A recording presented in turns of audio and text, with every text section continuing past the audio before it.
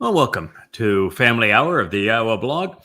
We're a little different this evening, just as a matter of happenstance, but it's like turning back the clock 20 years. Dr. Jeff, you're here with me. We have you at home, and we can converse. We don't have our good buddy Captain Kirk, who was the second to become part of our family. He's made every effort to join us, but we are going back and forth with him. Where either we can hear him or he can hear us, but we have not yet had a anything reciprocal, which is what you kind of need to make this work, where he can hear us and we can hear him. He may get logged on, and we may be able to make this work going forward. We hope so.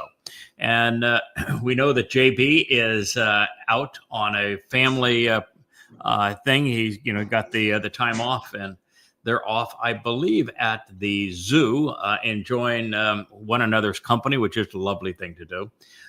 They're in Dallas, and Kevin, who is normally the one that gets everybody connected on this program, is out because his father-in-law has passed away, and therefore he's doing the appropriate thing and supporting his mother and his wife in this time of their grief.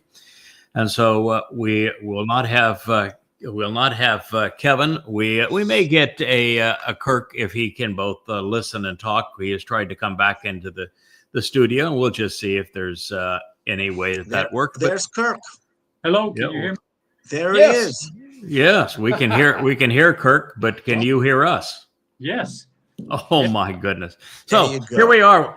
What we have here then is the old timers. We are the three that all go back almost 20 years together. So we'll have a family hour of the old guys.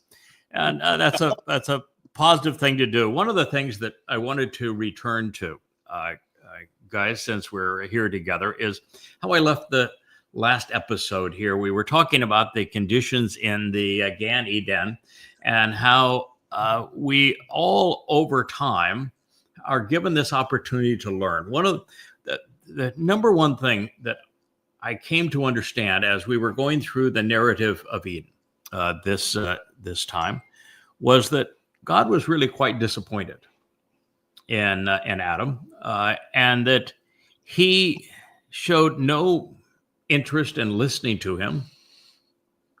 He showed no interest in working with him, and he certainly wasn't responsive or engaged in a way that God could rely on him.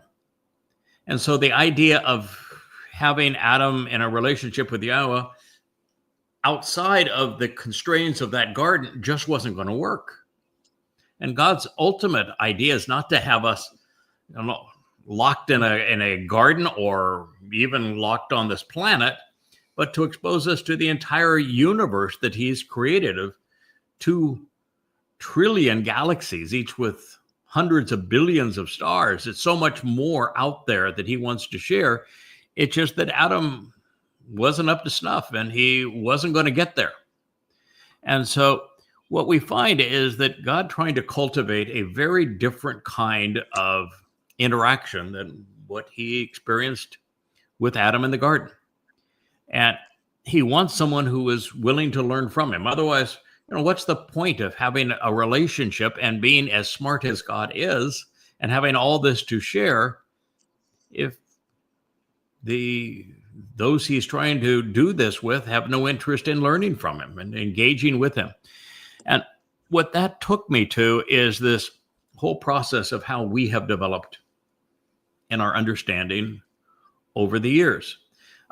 Because nobody ever develops any character until they have stumbled, until life gets to be tough, until something gets in the way that makes it hard. That's how we develop character. Not that either of you two guys have ever had a difficult time, right? I play golf. You play golf. Your hobby is golf, so you know all about it. Yeah, I remember. I plead the fifth. You played the fifth. Yeah, I know your history. You've had a few challenges, and when you overcome a challenge, it gives you great confidence, doesn't it? Yes. Absolutely.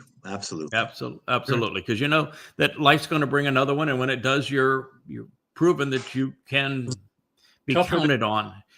You learn from it, and Kirk, I remember back in the day before you met the lovely Sylvia, that life wasn't quite as enjoyable as it is now. And of course, right now you're dealing with a health issue that is zapping your strength, making it really tough.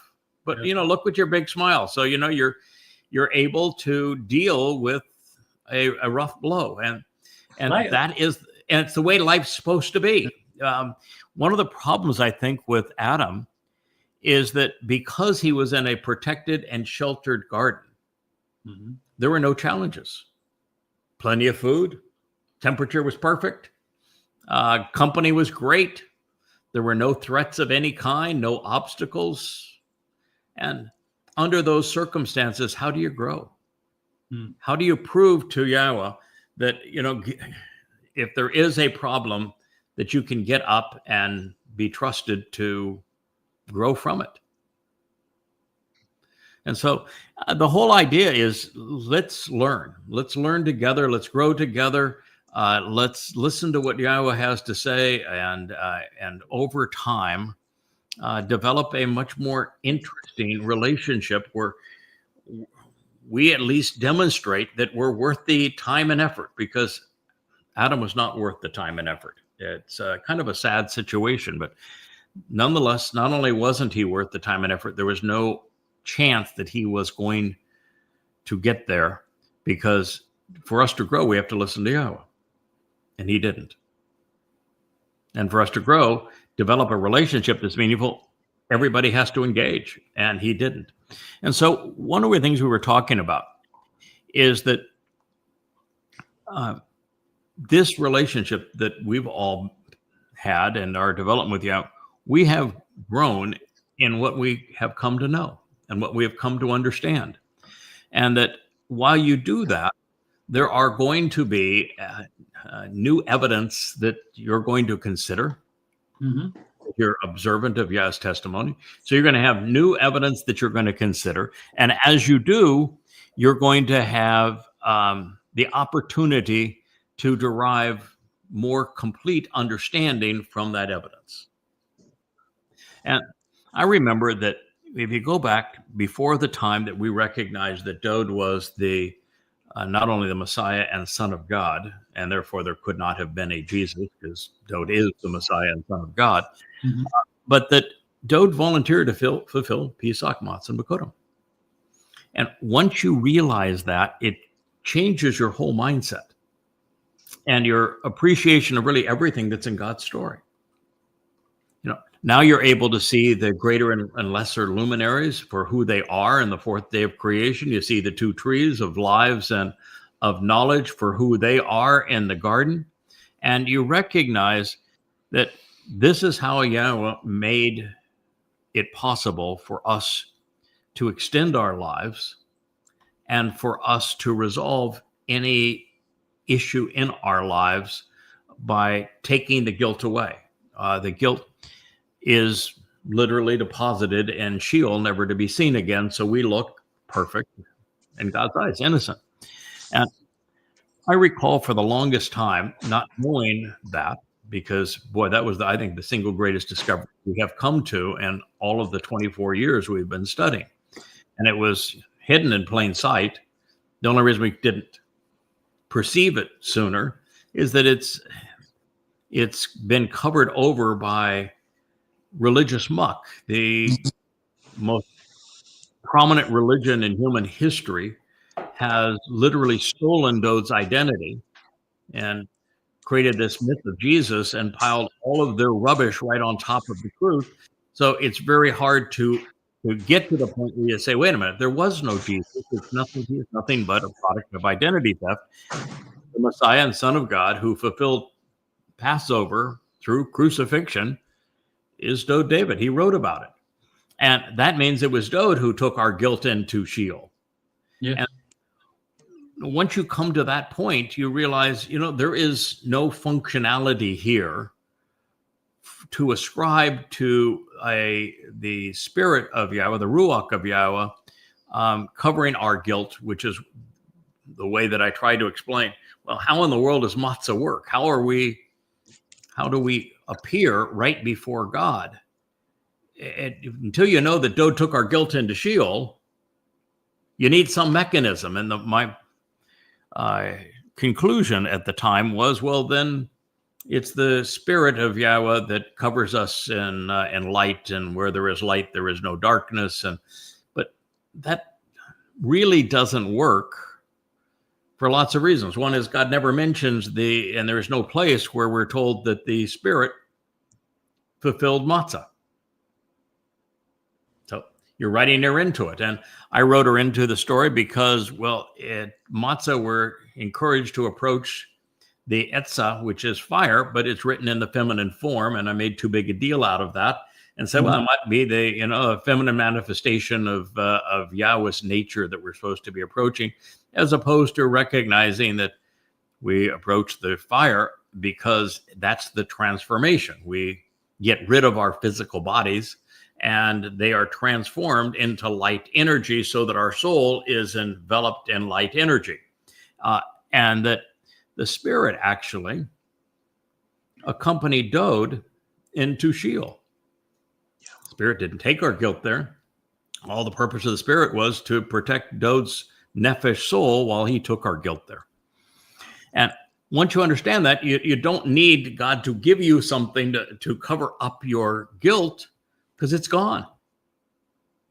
And that led to the realization that there is no role for the set apart spirit and the fulfillment of matzah, and it's all through Dod. And this is the way we learned. It's the way, once you read the Mizmor and come to realize that Dod volunteered to fulfill Pesach and matzah, you're in an entirely different mindset. As you mentioned yesterday, Craig, that once Yah cast his spirit upon Dod, his son, it was there to stay. It's there to stay. You made it very clear. The spirit would never leave him. To stay. It would never leave him. So it had to go with him into Sheol to protect him, as you say, his nephesh. Right. So that it could. So when Dod, so what that means is that when Dod was fulfilling Pesach, and he wrote in his own first person, my God, why have you separated from me?" Azab. He is describing the separation that he is now experiencing between himself and Yahweh, because he has to go to the place of separation. Correct? And so, and the very fact that the nephesh soul stayed with him and went into the place of separation with Dod to protect Dod there, it means that the Ruach cannot be Yahweh. That the Ruach is simply a projection of Yahweh's strength, or one of his attributes like wisdom or knowledge or courage, these kinds of things. But that the Ruach can't actually be Yahweh, because Yahweh can't go to the place of separation. So this extrapolation that the neo-pagans have made, and this vicious mother goddess cult, is absurd, elevating the Ruach to spirit mom, because the Ruach can't actually be Yahweh, because the spirit never left Dod. Spirit protected Dod's nephesh in Sheol, and therefore the spirit is a projection of Yahweh's protection, strength in that regard. And we can take this the next step. There is an entire chapter of Yeshayahu Isaiah devoted to the seven spirits of Yahweh, including the very spirit of Yahweh. And we know the spirit came upon Dod. We know the spirit came upon Moshe. Was Moshe God? No. Was Dode God? Of course not. He's his son. No. And right, and yes, he was the influence of God. Elyon means that he was the influence of God, and that's what he's going to be going forward. The Choder has 7 spirits of Yahweh. That Choder represents the tree of knowledge. Last time I checked, I am not God. Now, I've got 7 spirits of Yahweh operating in me. It does not make me God. No. I'm pretty sure that's the case. Thanks. So, pretty certain of that. So I can tell you that the spirit cannot be God, because otherwise having 7 applications of the spirit, including the spirit of Yahweh, would make me God, and I'm not. So we just need to view things in the context of all that God has to say, and we're much more likely to form a correct conclusion regarding these things. You know, God even divided the Ruach that he had given Moshe among the 7 elders of Israel, and it didn't do them any good. I can tell you for certain it didn't make them gods. I didn't even help them. No. So, there's only 2 of them actually made it into the promised land. So, so we just have to recognize that the Ruach is like Yahweh's Nefesh. It's a tool that Yahweh can use to project himself wherever he would be, but it's a tiny aspect of what he is projecting. It's a tool that he would use. And once we recognize that, then we're in a position to refine our knowledge, and we did so, explaining how Dode fulfilled Pesach, Matzah, Makodim. I think it is one of the great discoveries in all of human history, because now you understand how vital it was for these books, these Yahweh books, to ultimately not only introduce Yahweh's name so we came to know Yahweh, but also to reintroduce his beloved son, David, correctly as our Savior, as the one who fulfilled Pesach, Matzah, and Makodim, so people can take advantage of it.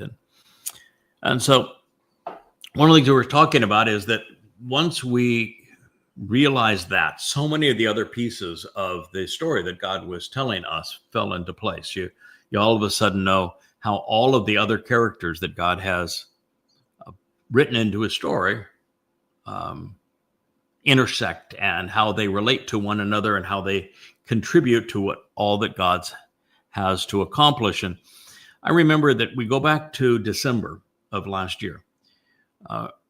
We are without our social media manager, our webmaster, and our publisher. They all bolted on the same day, or within a week of each other. Yeah. And so the publisher was really helpful at highlighting aspects of these books that, and there's 35 of them, that we could update once we learned something new. And then had a template for updating them on the website, and immediately updating them once I dealt with them. She would give me here's the passage that has the thing that you want to change, you want to improve, you want to refine. Here it is. And I would go through all 35 books. It'd take a long time to do this, but then she would be able to instantly update them on the website and at Amazon for printing. And so we ended up spending a lot of time. I bet it's a third of my time, maybe even half of my time, was updating the books. And, that's good. We kept them, current. When we learned something new, we shared it. Mm-hmm. But come December, with her gone, and at this point saying, so we don't have the webmaster anymore, don't have the publisher anymore, and what's the best? And the social media person bailed. So what is the best approach going forward? And it was then that Yahweh says, best approach going forward is we're going to change your approach, is what we're going to do. And first of all, I want you to start focusing on that menorah that's spinning over my left shoulder here, the one on the bookshelf right by me here. That's my symbol. And by the way, you also represent that symbol, as does Dode. So we're going to go to that, and there is an easy solution to all of this. And he says, you're going to start talking to my people. You've learned what you need to know. You are the books now. You want to update something? We can update it instantly. Just literally, as you think it, you can update the record. And there is no more effective way now to communicate with people than there is through a vlog. You're going to be a blogger. I said, sure, yeah, okay, you're right. Well, I didn't actually say that because I've learned you don't ever question Yahweh when he wants something. But my mind was saying, a vlogger is, a kid that's still living in mom's basement. You don't have old guys that become vloggers. What do I know about that? You know how many posts I had presented on in social media at the time he said, I want you to be a vlogger? 0. Oh, really? Yeah, never. I had written 35 books, 25,000 pages of material. I was pretty good at writing. And he says, no, the marginal utility of one more book is very small. You're already overwhelming people with that books. Look at the books beyond on the shelves around it. The marginal utility of one more book is not going to make a difference. But you're talking to people will. And by the way, I wrote a prophecy about you talking to people, in fact, a bunch of them. So I appreciate if you'd honor the prophecies that I have made. So you were going to talk to people, and that way it's all instant. And today, the difference between the spoken and written word has changed. Because if you go back even 5 years ago, certainly 10 years ago, the only way to have a communication that was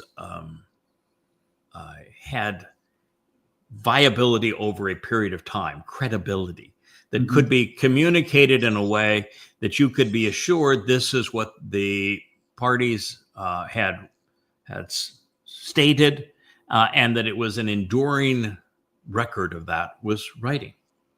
They always used to say in a contract, if you've written it at all, you have written it all. Yeah. Because the written word was so much more credible than was the spoken word. That's why Yahweh, for all of those years, took verbal communications that he had through his prophets, and the verbal communication in the moment is much more powerful because of inflection and tone and emphasis that you can convey through the spoken word. And he said, I want you to write it down as I'm speaking it to you. And you're losing a huge amount of what God conveyed the moment you write it down. But the difference is, if it was just left as the spoken word 5 minutes after you heard what God said and he went on to the next subject, you would have about a 0% possibility of being able to write it down all correctly and convey it, or convey it mouth to ear to another generation. So the only way to make this work was to have written communication, and that's why I started with Yahweh. I examined his written communication using the oldest manuscripts, and I wrote about it in written books. So there was a written record of these things. But something changed with the advent of Facebook and YouTube, and then eventually X, where spoken words now have legs. Spoken words have all of the durability, if you will, of the written word. Mm-hmm. Boy, if you've spoken it on the internet, it's there to stay. It's there to stay. So it has the same longevity and credibility. So now if you were in a court, if you've spoken it online at all, you've spoken it all, because now the spoken word is more complete, more powerful, than is the written word because of the inflection and the eye contact and the gestures and the tone and all of those sorts of things. There's no interpreting the spoken word like you have to interpret the written word. And it's so much more expressive. And now it has longevity. So, we're creating these vlogs. I think we've done some 700 of them already since, Yahweh says, I want you to become a vlogger, and we bought the equipment to vlog. I think we've done some 700 of them. So we've been active in producing these. And it is a vastly better way to communicate, because I think you're much more credible when you do a live stream like we're doing. And you've got the camera there, and you've got us communicating with one another where you're completely vulnerable.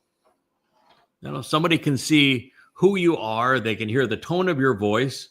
They can know if you're stuttering all over yourself, whether or not you have to have multiple takes or breaks in between. We just turn on the lights and go. Here it is. You better know the material.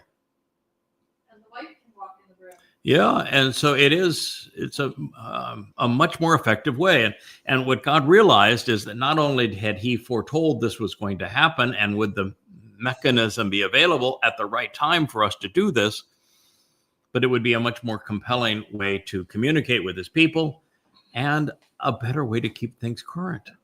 Mm-hmm. Now we don't have to go back and re-edit all those books. We learn something and we just go forward. Share it, build upon it.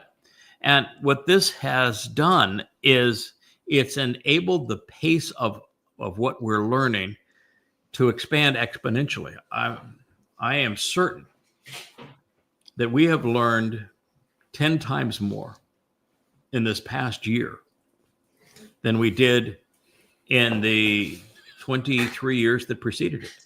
I'm afraid so. Yeah. In fact, I've had several people now say, it's hard to keep up because they took a break from what we were doing. Life got in the way. They took a break, and they've come back in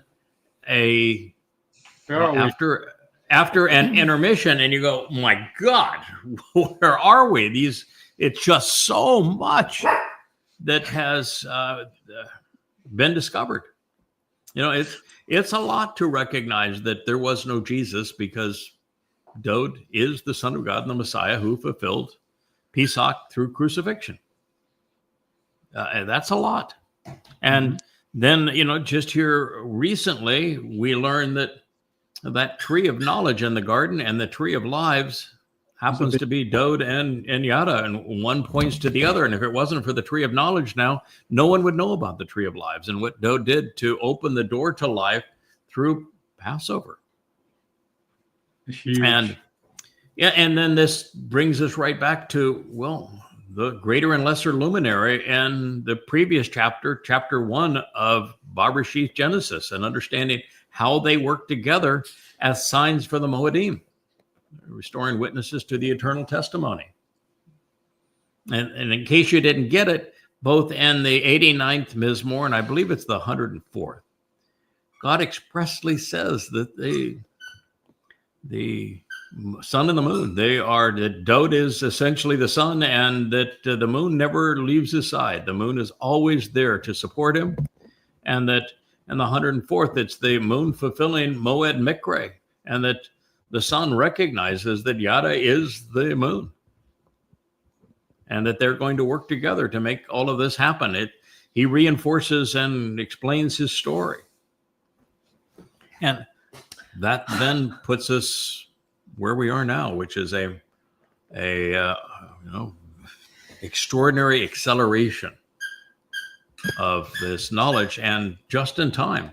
We have now Leah here for Family Hour. We have also that baby Kara, Vera Kara. So we have Leah. And Wookie has already stolen her toy twice. Okay, well they don't play nice all the time. Well, they play as dogs, and therefore they steal each other's toys. So right. It has been a rapid acceleration of what we've come to know, and I think this is why Yahweh said, okay, the library is more than sufficient. Anybody can read any one of these books, and they're going to know who Yahweh is, what he's offering, what he's expecting in return. That, if I may, that was also prophesied. I don't remember the Torah address, but these are what Yahweh was calling the latter rains. Before a harvest, late rains make your crops yield extra fruit. Right. And that is what's happening. Since we ditched the hangers on and the branch that was broken away, we have exponentially learned. Oh, of it course. has been raining down on you. Yeah, and Quite frankly, and the insights have been extraordinary. yeah, and part of that too is that being the tree of knowledge, and we've learned that the Chodar is not a messianic symbol at all. We've known it wasn't messianic, but the world's still lost in that myth.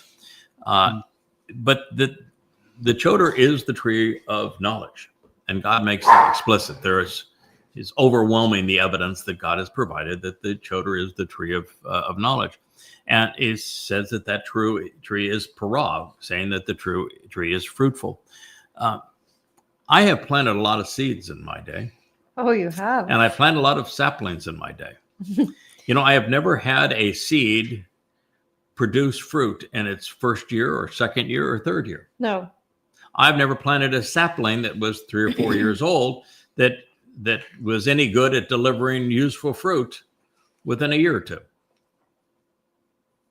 Fruit trees take a while to mature.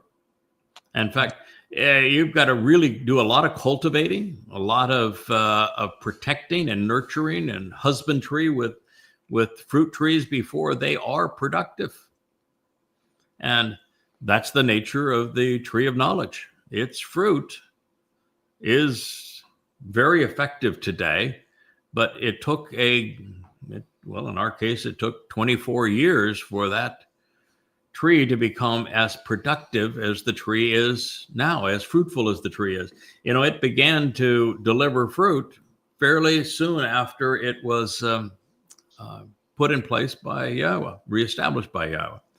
But the fruit has become much more prolific as a result of God cultivating this and us taking the time to allow the tree to develop. And, that's where we are. I say we're learning at a prodigious pace. Indeed. Almost every day someone will come into my office and I'll be working on a translation. Usually now we're really directed by Yahweh to where he wants us to go. Somebody will say something that is demeaning or critical or slanderous, and God says, yeah, I knew they were going to say that. Go there and you'll find the answer you're looking for. And so we're doing a lot of that, and the answers are so exciting that fast as you share them, you discover them, you want to share them. Hey. So it is pretty extraordinary in that regard. We have Cara, I think now is biting Rich, either that or the cables or something of that nature. And so, we have an unruly family sometimes. So quite frankly, we are growing exponentially, and along with the new team that we have in place, it has been this ideal environment for us to share it. The development of the Yahweh vlog has been the perfect embodiment of that, and particularly here over the last 6 months, we grew almost within months to the maximum number of followers you can have on Facebook. We have grown exponentially, and we have many, many YouTube sites. We're on Rumble, and we're on Instagram and TikTok and so many other places. And the only one I would say that remains a challenge, and we are still probably 100 times more popular there than we were previously, would be X. And it's mainly because on X, everything is run through Grok, and Grok does not like anyone that says anything that's outside of what's popular. And our message is the antithesis of popular. We're criticizing Christianity. We're criticizing Islam. We're criticizing progressive Marxists. We are criticizing the Haredim cult within Israel. We're criticizing MAGAs, and we're criticizing conspiratorialists. And collectively, those 6 groups are essentially... Oh, you forgot the Motherites. Are essentially X. And so, since you're... even though you prove your points, the very fact that you're in opposition to the popular appeal of X, Grok does not like that. So No. you're never going to succeed there in an environment that is controlled by AI. By an algorithm. That This is an unpopular algorithm. Yeah, that determines what's right or wrong based upon its popularity. So Craig, all in all, go ahead. You're Dowd's herald, but you are manifesting now as a Elia-esque type of character. Yes, and if you look at Elia, he was not very popular. The politicians of the day hated him, condemned him, and the religious establishment was universally opposed to him. If there had been a Grok or an AI back then, I'm sure that they would have been part of the crowd saying, you're a troublesome soul, and we've taken a popularity poll, and we all think you're wrong. Wait till they get a hold of the 8 of us in Jerusalem. Oh, my. They're going to love us. Yes. And that's the way God wanted it to be. He's you can tell by everything he did. For example, when Adam and Chava both failed to meet his expectations, did God said, okay, there's only the 3 of us here now. No. So maybe we can work something out. Maybe a little compromise here. Maybe. Hell no, he booted them both. No, he absolutely booted them both. There was, he asked them a couple of questions. They lied to him. They shirked responsibility. They showed that exactly who they were and said, well, then.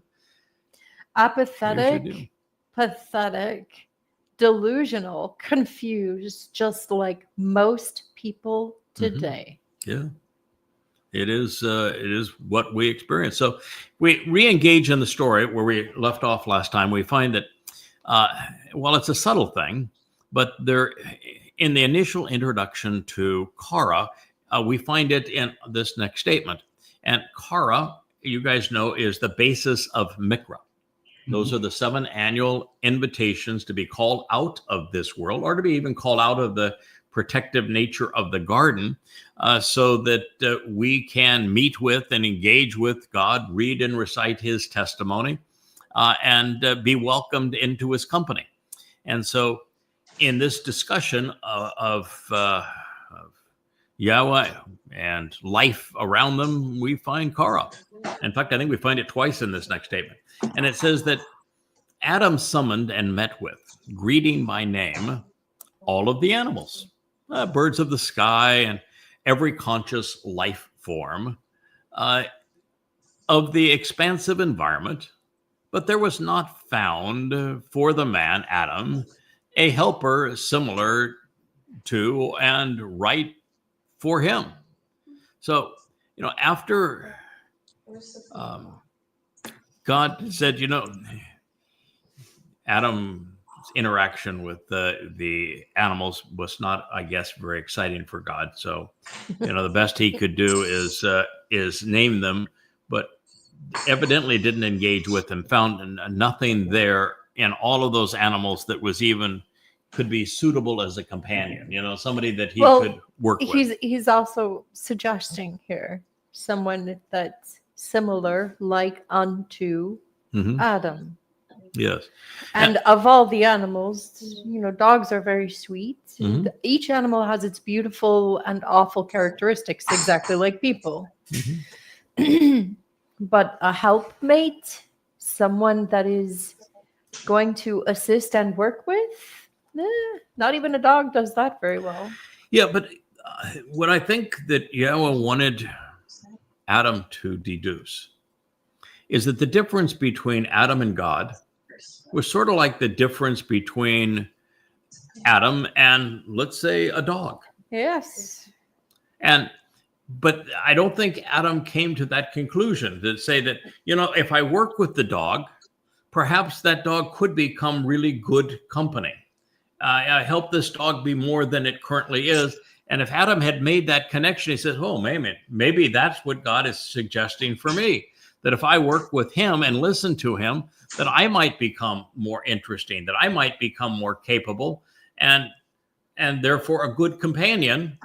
Isn't Just it? like a trained dog, a dog that you have nurtured and loved and taken care of, becomes a interesting companion for us.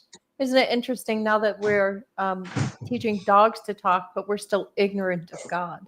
Yes, that's true. There And you I go. do think at that moment, that Adam had the capacity to communicate with these animals. Something that we have lost the ability to do over time. And so God brought all of the animals, and this is Kara, summoned and met with Kara by name. And therefore, he was able to meet with them in a way that he could communicate with birds, which also is an interesting revelation, because it means that what God was trying to share was life. Mhm. God found life the most interesting thing that he had created, and he wanted to share life. So he wanted to share his creation, if you will, with the man, and the man just wasn't digging it. There was nothing there that was workable for the man of all the things that God created. And, it's the opposite of what I think God was looking for. I think he was looking for, man, these animals are spectacular. I think he was looking for people who like to binge watch Nat Geo, Yeah. like me. Yeah. So, other animals were good, of course, but they were not particularly helpful or supportive. And they were not perhaps sufficiently similar to man's. Therefore, this is why God said he created woman to be right for him, serving as a counterpart. And we are most effective and productive when we work together. But that takes us also back to the reason that God introduced man to the animals, to find someone to keep company with man. To learn to value life. Is that, what was backing away? When he said it's not good for man to be alone, and then he introduced the animals, the only way that God would say it's not good for man to be alone is if God had made the decision at that point. I digress. I think that Adam and Chawa had already left the garden mentally, psychologically. No, it can't be true. Chawa didn't exist at this point. Oh. So God is saying that he intends to separate from man. That's the only reason he would say it's not good for man to be alone. Otherwise, man wouldn't have been alone, would he? So God was announcing. That is such a key point to realize that when he said that I am, it's not good for man to be alone. It's been there all this time, and it can't mean anything else, logically speaking. And no one has ever made that deduction previously. Yeah. But it is the answer we have to face to resolve that problem. God was bored with Adam, and he was going to, rather than spend more time with Adam, he was going to withdraw from Adam. That's why he said it's not good for man to be alone, even though he had created man to work with him, to be in this relationship with him, to listen to him and learn from him. He said, not good for man to be alone, which means God was going to leave him. And if we want to return to God in a meaningful way, we have to not only recognize that God said that. Yes. We must also figure out what Why? it was about Adam that wasn't satisfying for God. God had other things to do that were more interesting to him than talking to and interacting with man. Well, I think at this point, apathetic Adam and speaks her mind Chawa, they didn't have anything really interesting to say. No. By And the I way, think that Adam's potential, we're talking about Adam, the bigger idea of Adam, is there. It's always been there. And by showing Adam creation, it's to help him understand, A, value life, B, we want to have a working relationship, because man cannot exist without a working relationship with the animals around. We don't grow crops until modern machinery. We couldn't do any of that. Well, it was essential that man develop a relationship that was productive with the animals in and outside of the garden. Otherwise, he has no way to engage and to cultivate and improve life in the garden. And he didn't do that. No. All he did is name them. And he certainly failed Chawa Yeah. Now, well, there was no Chawa at this point. So later. the other part of it that's, I think, quite interesting is not only that God chose to give up on man, he's going to separate from man. He made the statement, it's not good for man to be alone, which means that it isn't good for us to be separated from God. And at this point, that's what man had in terms of relationships with God. And God is announcing, it's not good for you to be separated from me. What have the Jewish people done? You know, God chose them and they separated themselves from him right at the outset. So God is announcing, that's not good for you. You know, look at the history of Israel and how horrible it has been and the suffering they have endured. Tragic. And so God is saying, real simple, right here, right at the beginning, this is not good for you to be alone. And I'm here for you, but you've chosen to be alone because you've chosen not to engage with me. You've a relationship where both parties aren't contributing to it. Well, Israel's chosen to engage with every party except Yahweh.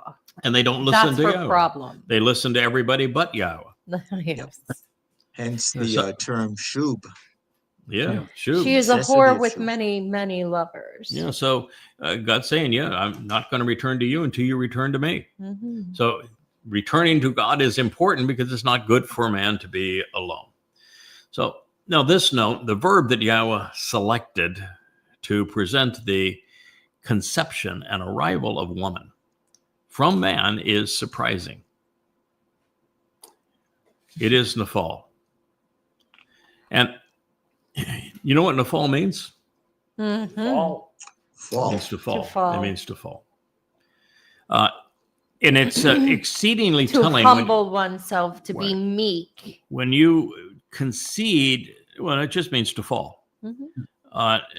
When you consider what were the people called outside of the garden when Yahweh said, I regret that I have created man, and he decided that he would eliminate those outside of the garden with Nephilim.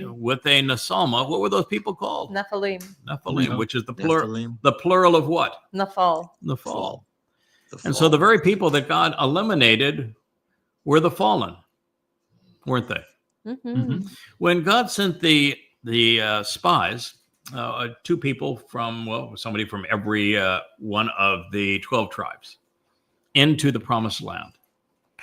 And 10 of the 12 came back and they said, we're humbled by what we saw. We're scared by what we saw. What did there were Nephilim in the land. What did they imagine seeing? They said there were Nephilim in the They land. said there were Nephilim in the land. Nephilim. Could there have been Nephilim in the land? No. No, because the Nephilim were eliminated with the flood. So they acknowledged their own fallen state by imagining the Nephilim. By projecting. So, and all of those who did imagine back that they were frightened of the Nephilim, which were imaginary, God says, you're good as dead. You're not going to go into the promised land and you're all walking corpses. So this is a really loaded term. It is a term that's used throughout the Torah and prophets, and it means to fall. That's all it means, is to fall. And it means to go, well, by fall, it means to go from a higher position to a lower one. Now, it can convey becoming inferior through failure and neglect also. And particularly insightful in this regard, the victims of the flood, as we have just acknowledged, Leah said, were Nephilim, which is a derivative of this verb. It is the plural of this verb. So it is not an auspicious occasion for man or for God. What we have perceived as beneficial would lead to the very fall of man, to his degradation while he slept. And upon further investigation, man's decline was the result of Adam being somewhat tardama, listless, apathetic, showing signs of lethargy. He appears to have shirked some of the work, if not all of it, that God intended. He failed to be diligent. And isn't this the story of man ever since? It is the laissez-faire intellectualism that permeates society today. Yeah. What is the reason that nations like America have huge debt and are so unproductive? These people have become dependent, haven't they? Everybody wants to work. They feel like they have entitlements. Everybody was screaming that there's 40, 50 million recipients of food stamps that weren't getting their food stamps. Well, what were they doing to contribute to society such that society should give them food stamps? Well, what is it? What makes somebody entitled? Being dependent? Being dependent doesn't contribute anything. And if you reward failure and you punish success, you're not going to have much success, and you're going to have a lot of failure. And this was the conditions that we were witnessing. So this next line is riveting, and I am certain we're the first to discuss it and to point out what actually happened. And Yahweh Almighty, he caused the fall of man for being somewhat comatose due to a lack of work and diligence. Apathetic Adam. Tardama, to the point of lethargy and apathy, from randam, from being asleep and somewhat unconscious. Asleep at the wheel, just like most people right now. No, said this before. So it's The 99.99%. There it is, right there. That is the 99.99% right there. Okay. Comatose. But it's right there. It's obvious. It is cause the fall. Now, fall means to fall. Yeah. The subject of the verb is Yahweh. The object of the verb is Adam. Man, Adam. So if the subject is Yahweh and the object is man and the action of the verb is to fall. And by the way, the hiphil stem. What is the hiphil stem? The subject causing the object to engage in the action of the verb. Right. Good. The subject causes the object to engage in the action of the verb. The action of the verb is to fall. The imperfect, what does that mean? It's ongoing. Ongoing. He caused him to fall, and he would stay fallen for a very, very long time. And we are still dancing that dance. So here's pretty clear. Yeah. Subject of the verb is Yahweh. Object of the verb is man. The action of the verb is to fall. And the stem of the verb says that the subject causes this fall to occur relative to the object. How can you interpret that any other way if you're paying attention to the words? Then Yahweh Almighty, he caused the fall of man. You can. And I think, Craig, it's really worth noting and making it absolutely unequivocal that it was not Chawa No, that caused the fall of man. It was Yah himself, for the reasons you just elaborated. They want to put him anymore. What's wrong with you? Yes, and once you recognize that it was Yahweh that caused the fall of man, now it is incumbent upon us to figure out why. And then once we figure out why Yahweh caused the fall of man, to ascertain what we can do to rise, to get back up. Stop being apathetic and a crappy listener. Right. Well, the first clue would be the word that follows, tardama. Stop being lethargic. And so when we're told that Yahweh, the first thing that Yahweh told us about his intent with man is that he would work in the garden. Mm-hmm. And lethargy is the antithesis of diligent work, is it not? Absolutely. And so there's a clue. Mhm. So one of the first things we can do is engage and be productive with God. Mm-hmm. Yeah, Yahweh will turn you into a workaholic. Yeah, well, we are workaholics. That is for true, isn't it, Rich? Yep. Oh. Always have been, even before I got here. So Yeah, It's an INTP thing. yeah. Mhm. Well, And she does, yeah. he slept inert and inactive. Yeshan. He was unmotivated and sedentary. There's your second clue. Mhm. Call imperfect, third person masculine singular. Speaking of Adam, he was inert and inactive. He was unmotivated and sedentary. Most people sit around watching TV today, don't they? Yeah. Or So- YouTube. So wait till you hear what's next if you study the root of the words. So he grasped hold, this is Yahweh, so he selected and took, called imperfect, third person masculine singular. One of, now we always just translate this as ribs. It's Tesla. Mhm. But you know what the actual meaning of Tesla is? Just It means to be lame. It Oh. speaks of lameness. It's to be limp and lame. Rather than being upright and walking with God and having a backbone and showing some, character, Maybe it's the other half of that floating rib. he was lame. He was listless. Mhm.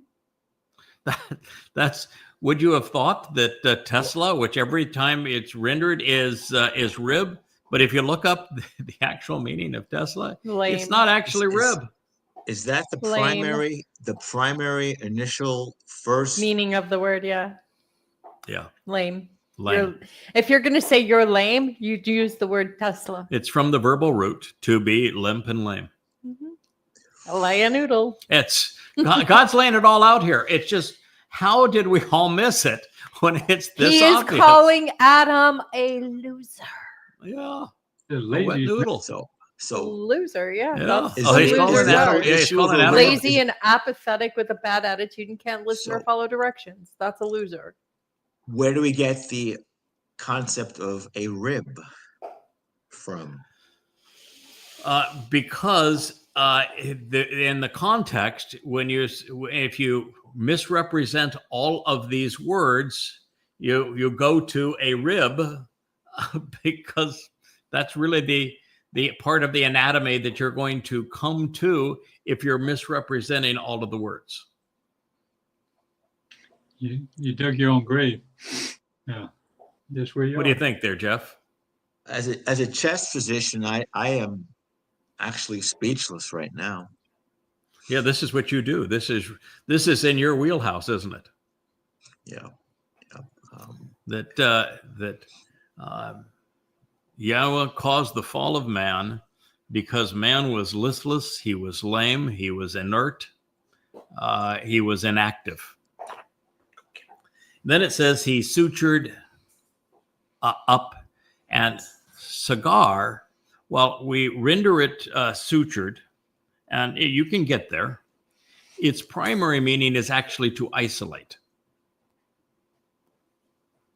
So he closed by shutting and separating the place beneath and succeeding it, under it and instead of it. So he removed that which was listless. And then he came up with this idea that I'm going to make a succession of things such that ultimately it's not going to be lame and listless. I'm replacing, isolating the listlessness and separating it and coming up with a succession with a bashar. There it is. Yep. So apathetic Adam, who's limp and asleep at the wheel, Mhm. like 99.9999% of Mhm. people today, Mhm. will be replaced with a Bashar. Bashar. Oh. And of course, Bashar is just simply translated flesh. Mm-hmm. But that's not the primary meaning of Bashar. No, it's not. The verbal root of Bashar is to be a herald. Mm-hmm. It's to be a human who is not afraid to speak out. Because he's a Gibor. So- Are you telling me that you're the antidote for inertness and listlessness now? Yes. I am not the antidote, but you're very close. It's very astute what you just came up with. Dote is the antidote. Yes. Dote. I'm the one who announces him. Yes. As the Bashar, I'm the herald of the antidote. Mm-hmm. Okay. That's what God is saying here. Through the progression of events, there would be a herald who would acknowledge the antidote. The antidote, the guy who engaged, It's Dote. the guy who was bold, and the guy who was really smart, the guy who listened to God Mhm. and communicated what he had learned from God, the guy who was constantly learning and constantly acting, engaged, bold, courageous, the guy who fell down and tripped over his own feet and tongue countless times, but always got up. And the guy, when it really mattered, fulfilling Pesach and Matzah, when he had to be counted on to do the right thing, the guy that did it, he did it. So, And so the Bashar is the one who announces Everything that Dote said. the antidote, and the antidote is Dote. Dote. Mm. so Dode is the antithesis of Adam, Correct. and Right. and essentially Yeah. secondarily removed is Right. That is correct. Bashar. There you go. Okay, so Correct. Dr. Jeff, in your world, basically he's the pharmacist and the filler for the prescription. Yeah. Mhm. So isn't that spectacular? Yeah. Now we understand that God caused the fall of man because man was listless, and he came up with a solution that was going to be announced by a Bashar. This makes And me we want to are- be a tree. This makes me want to be a tree hugger. Yeah, there we go. We're all a bunch of tree huggers Yeah. here. A bunch of hippies. Yep. I can't recall, and I think this is what you guys, your reaction is as well. All of us ever reading anything from Yahweh this surprising, having Yahweh plainly state that He caused the fall of man, explaining why He caused it, and then explaining how He was going to, in the ordinary succession of events, solve that the listless problem of man through a Bashar. So right now, this is a podcast on the Ma of Mikra. Mm-hmm, absolutely. There we go. Yeah, understanding the pondering the implications of all of this, Mm-hmm. and it was written in a way so that if you weren't paying attention to the words, if you weren't, No, if you were exceedingly- reading man's version of it, Right. you're done. yeah. So if you're reading a translation of it, they all went in the same direction, superficial. They all wanted to present that Chawa, which they renamed as Eve, was the cause of the fall. And they didn't want to recognize that God created the fall. And He created the fall because Adam was listless. He wasn't engaged. He wasn't listening. He wasn't active. He wasn't contributing to the relationship. And that this would be the announcement of a Bashar to explain precisely what was happening here. And if I may, I think this is why Adam's being listless and apathetic and lame, that he's not teaching his woman anything. And that's why Yahweh feels sorry for Yeah. women today. But of course, there wasn't a woman at this point. There would be, but there still wasn't. So now what we have is the realization that Yahweh introduced Adam, man, for the purpose of working. And I would like to ask you, gentlemen, since that was the prime objective, first thing that God mentioned Yeah, it didn't relative work. to Adam was He wanted him to make a contribution to the garden, make it better. Can you list for me the ways that the story explains that Adam made a contribution, please? Never You can even, begin. Why don't you begin, Kirk? okay, yeah, I don't. My problem is no. The answer is no, nothing. But, Nothing. got all those I can tell you. dogs, and you don't want to play with the dogs. You don't want to ride the horse. You don't want to. You want to No. climb, Yeah. pick some Right. fruit. Hey, Right. what's Yeah. wrong? You know. Yeah. Make some jam out of the fruit. Make a fruit salad. Groom the milk the goat. Shear the sheep and make some fancy clothes or something. Do something. I can tell you what Adam Train contributed. the dog. Yeah. I can tell you what Adam contributed. He was busy gorging on the tree, the fruit of the tree. That's what he was doing. Yeah, or scramble some eggs. Figure chicken lays eggs. That's pretty clever. Those things are really edible. If I put them over a fire, this is really good. We can do some really good stuff here. Nothing. So he was a lump, not even on a log. He was a lump, but not on a log. And so it.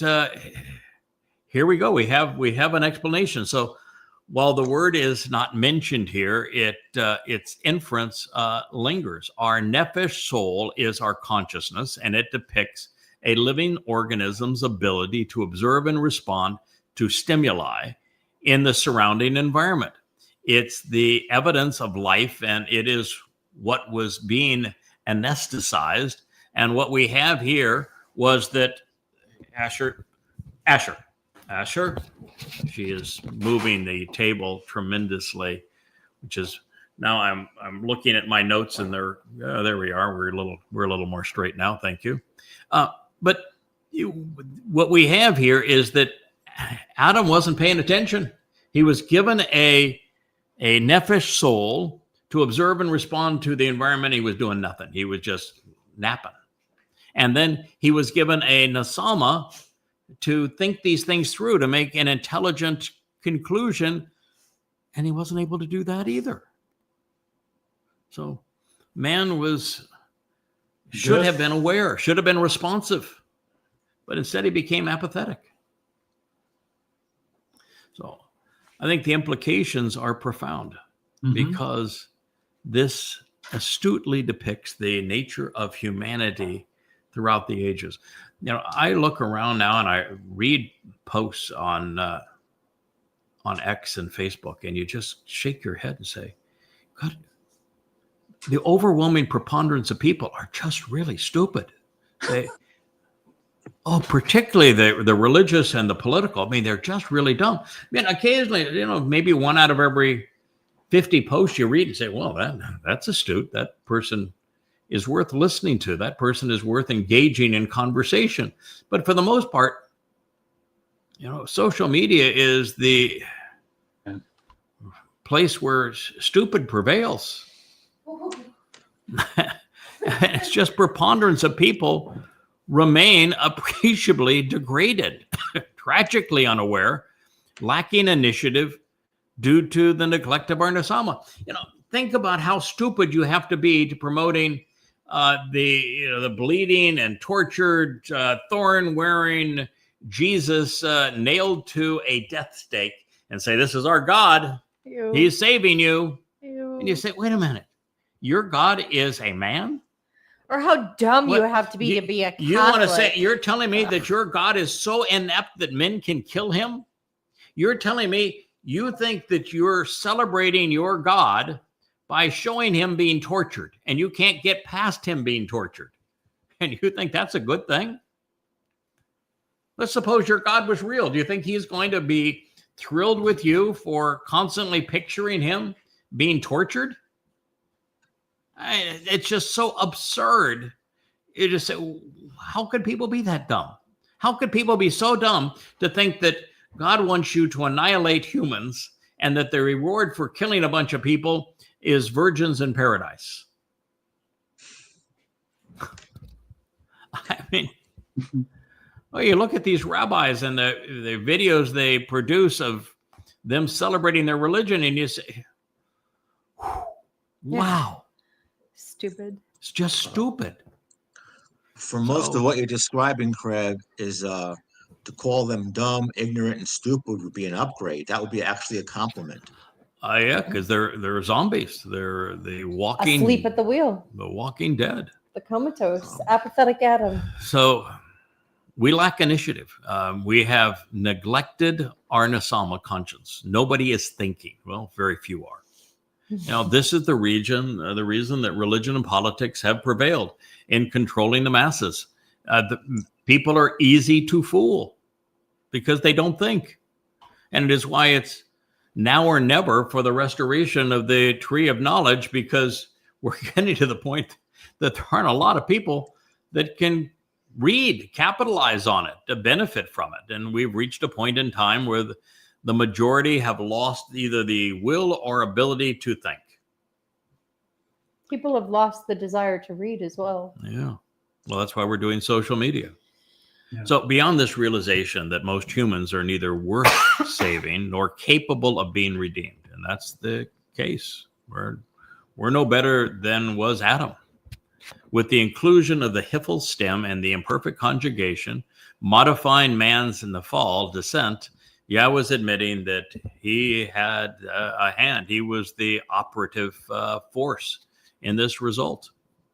He must have seen or experienced something in Adam that caused him to realize that as an animal within a protective environment, he would never have developed the initiative or with the wherewithal to grow, to be anything more than a pet.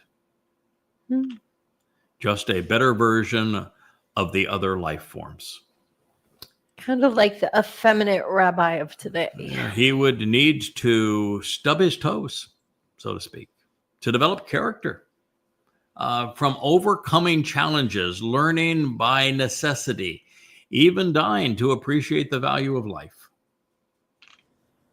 And in that protective garden, it was never going to happen.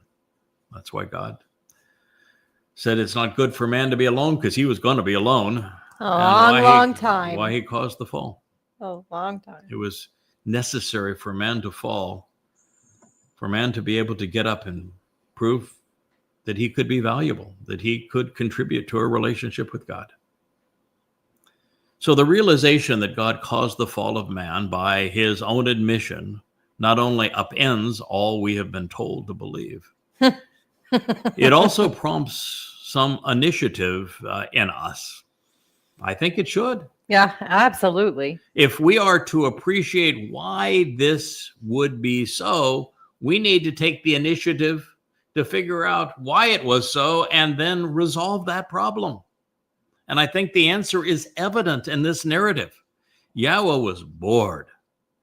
Adam offered nothing of value or interest. He had no life experiences, no comparative way to even value the gift of life. He had learned very little and had achieved nothing. He was just a character that was easily tempted by Chawa. He showed no resistance, said nothing, just followed along. Went along to get along. As a pet in a gilded cage, Adam was insufficiently interesting to be entertaining. It's as if we are looking at a goldfish swimming around in a bowl, somehow expecting something to change, like, well, circling the opposite direction or trying to jump out. After a few days, weeks or months and years of nothing but an occasional bubble, bloop, bloop, boring. It got old for God. And there was nothing in that bowl that was going to lead to another or a better result. Triple the fact L. Is, lame, pardon? like a triple L. Lame, lemming. Yes. Yep. The fact that coddled animals are completely dependent on the one caring for them makes them a burden. They do not exercise their muscles or their brains. They accomplish and contribute nothing of value. They have been countless studies, and you know this, Jeff, from medical practice, that prove these conclusions, and copious examples played out among those spoiled by their parents and society. We must overcome challenges. We must work. We must learn to develop character, to progress, and to contribute. You know, what happens if you take a bunch of mice and you put them in an environment where everything is comfy, the temperature is perfect, they have more food than they could possibly want, they have no predators, they have no challenges of any kind, plenty of water, plenty of food, ideal conditions. They become weak and they're eaten by the strong. They do not only become weak, they gorge themselves to death. Mm-hmm. They die. Mhm. You know, Craig, to elaborate on the analogy that you're giving and the example, is in the wild, you take a lion, a tiger, a leopard, a cheetah. Mhm. If they have, you know, offspring, and one of them is injured or impaired, a decision is made naturally, and at times that parent will actually kill their offspring for the sake of the others. Yeah, it's tough played out decisions all the time, you know, in nature. Right. Human beings used to do it before the fall of Rome, actually. What happens with a lazy lion? It dies. It starves. The hyenas will just pick it off. Yeah.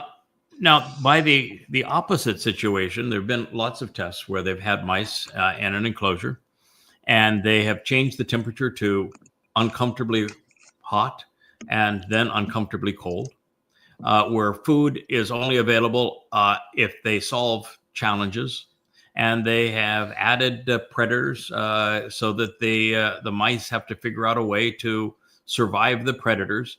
And what happens with those mice over time that are in that challenging environment? They grow. They grow. They thrive. They grow and they thrive. They prevail. Animals, and we're an animal. We have to flex our muscles. We have to think. We have to have a survival mode. We have to figure out a way to work, to contribute, to make our situation better. And if everything is given to us and we don't work, you know, I live on an island where the overwhelming preponderance of people are on government support.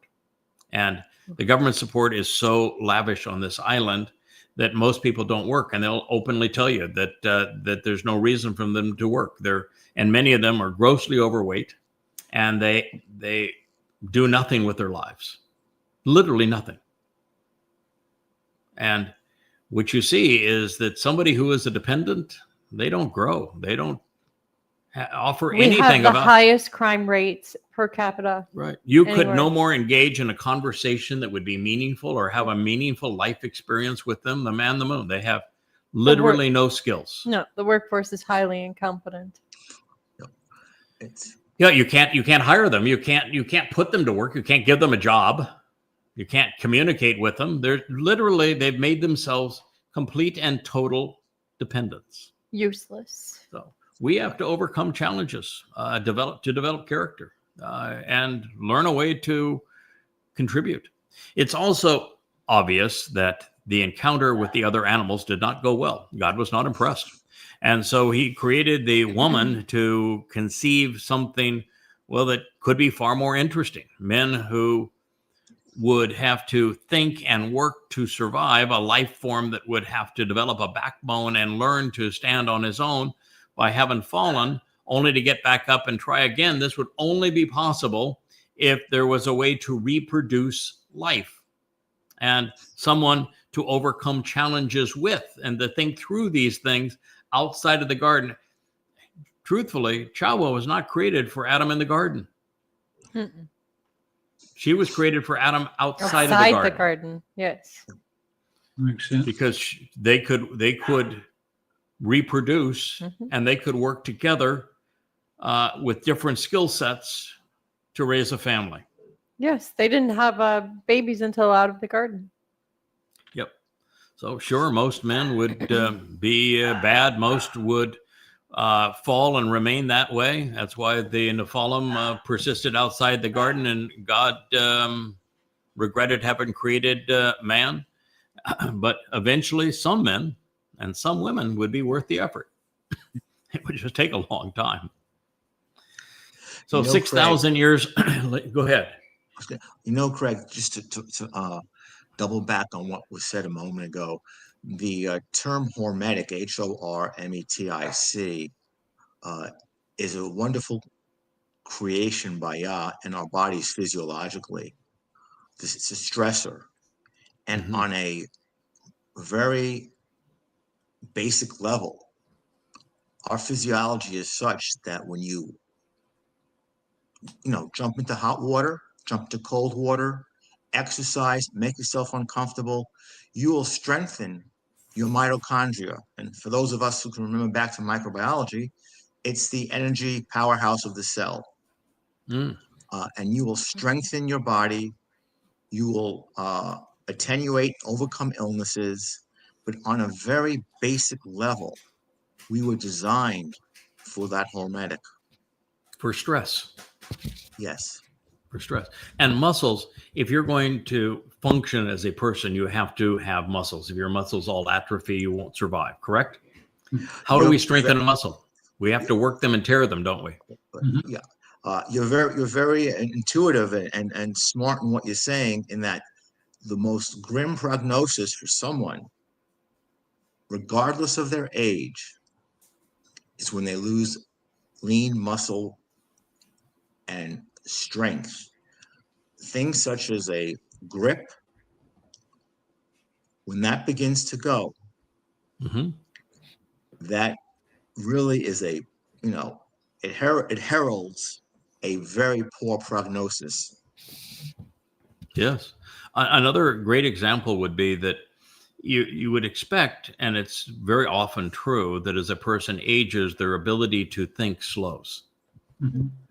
But I'm here to tell you that if you exercise your mind every day, that your capacity to think and to process information actually accelerates. So you can form conclusions and process information better and faster and more effectively when you grow older. If you've developed a more comprehensive base of knowledge, if your understanding of things has progressed, if you're using it every day. So minds function by being used, and if they're not used, then it's not so good. And it's augmented by experience. Correct. It is augmented by experience, and confidence plays a big role in this. But I would say that the reason that our understanding of things and our ability to process things like this and see it in a way that is obviously true, irrefutable, but that no one has ever perceived in the 6,000 years since these events took place, is the very fact that we have built a foundation of knowledge that is buttressed with understanding. And the more you know and understand, the better you're positioned to form even more accurate and complete and new conclusions and develop new insights. This is the whole process of learning that God was trying to achieve, but could not achieve with Adam. We are now living examples of what is specifically he's trying to achieve. This is exciting for God. This is the kind of stuff she says, yeah, this is the Bashar. This is what I have been trying to develop all of this time. And it's what God has wanted to achieve. It is. One of the worst aphorisms, I think, ever created by man is the saying that ignorance is bliss. No, ignorance is deadly. It's deadly. Well, actually, Yahweh said, my people are destroyed because they're ignorant. Yeah. It's in Hosea. It's Hosea 4:6. Absolutely. Yeah. Yeah, absolutely. So 6,000 years later, there might even be 6,000 people who have developed a some value with God by being interesting, learning. But even if we were only 6, that would still be much better than 1, correct? In fact, in the garden, there were none. So if we are 6 now, that would be better than none. And if there are 60, that's better than 6. And if there's 600, that's better than 60. And 6,000 would be better still. But you see, God doesn't have to have a lot of people to be satisfied so long as there's a number of people that are interesting, that are dependable, that have some character, that have some resilience, that are wanting to make a contribution. And it's obvious God didn't want a pet. Now, it should also be obvious that God didn't want somebody worshiping him, because you can worship a being and be really stupid, right? So he wasn't looking to be worshiped, and he wasn't looking for a pet. He was looking for an explorer, a companion, somebody that he could have an intellectual discussion with, somebody who, it's like with Dode. The reason we know Dode is the antidote, the one person that God says that he listened to and responded to was Dode. So Dode was intellectually challenging. Dode was Hokmah? Yeah, was willing to work at it and made contributions such that God said, yeah, I'm listening to him. Yeah, this is what God wanted all along. That's why he chose Dode. So God wanted an explorer, a companion, someone who would be capable of challenging him, of questioning him, of negotiating with him, of contributing to the relationship with him, of having overcome challenges by learning and growing. In other words, rather than somebody that's humble and meek and that big God up there. Yeah. Exactly the opposite. The opposite. So confident in their relationship with God, they would challenge God.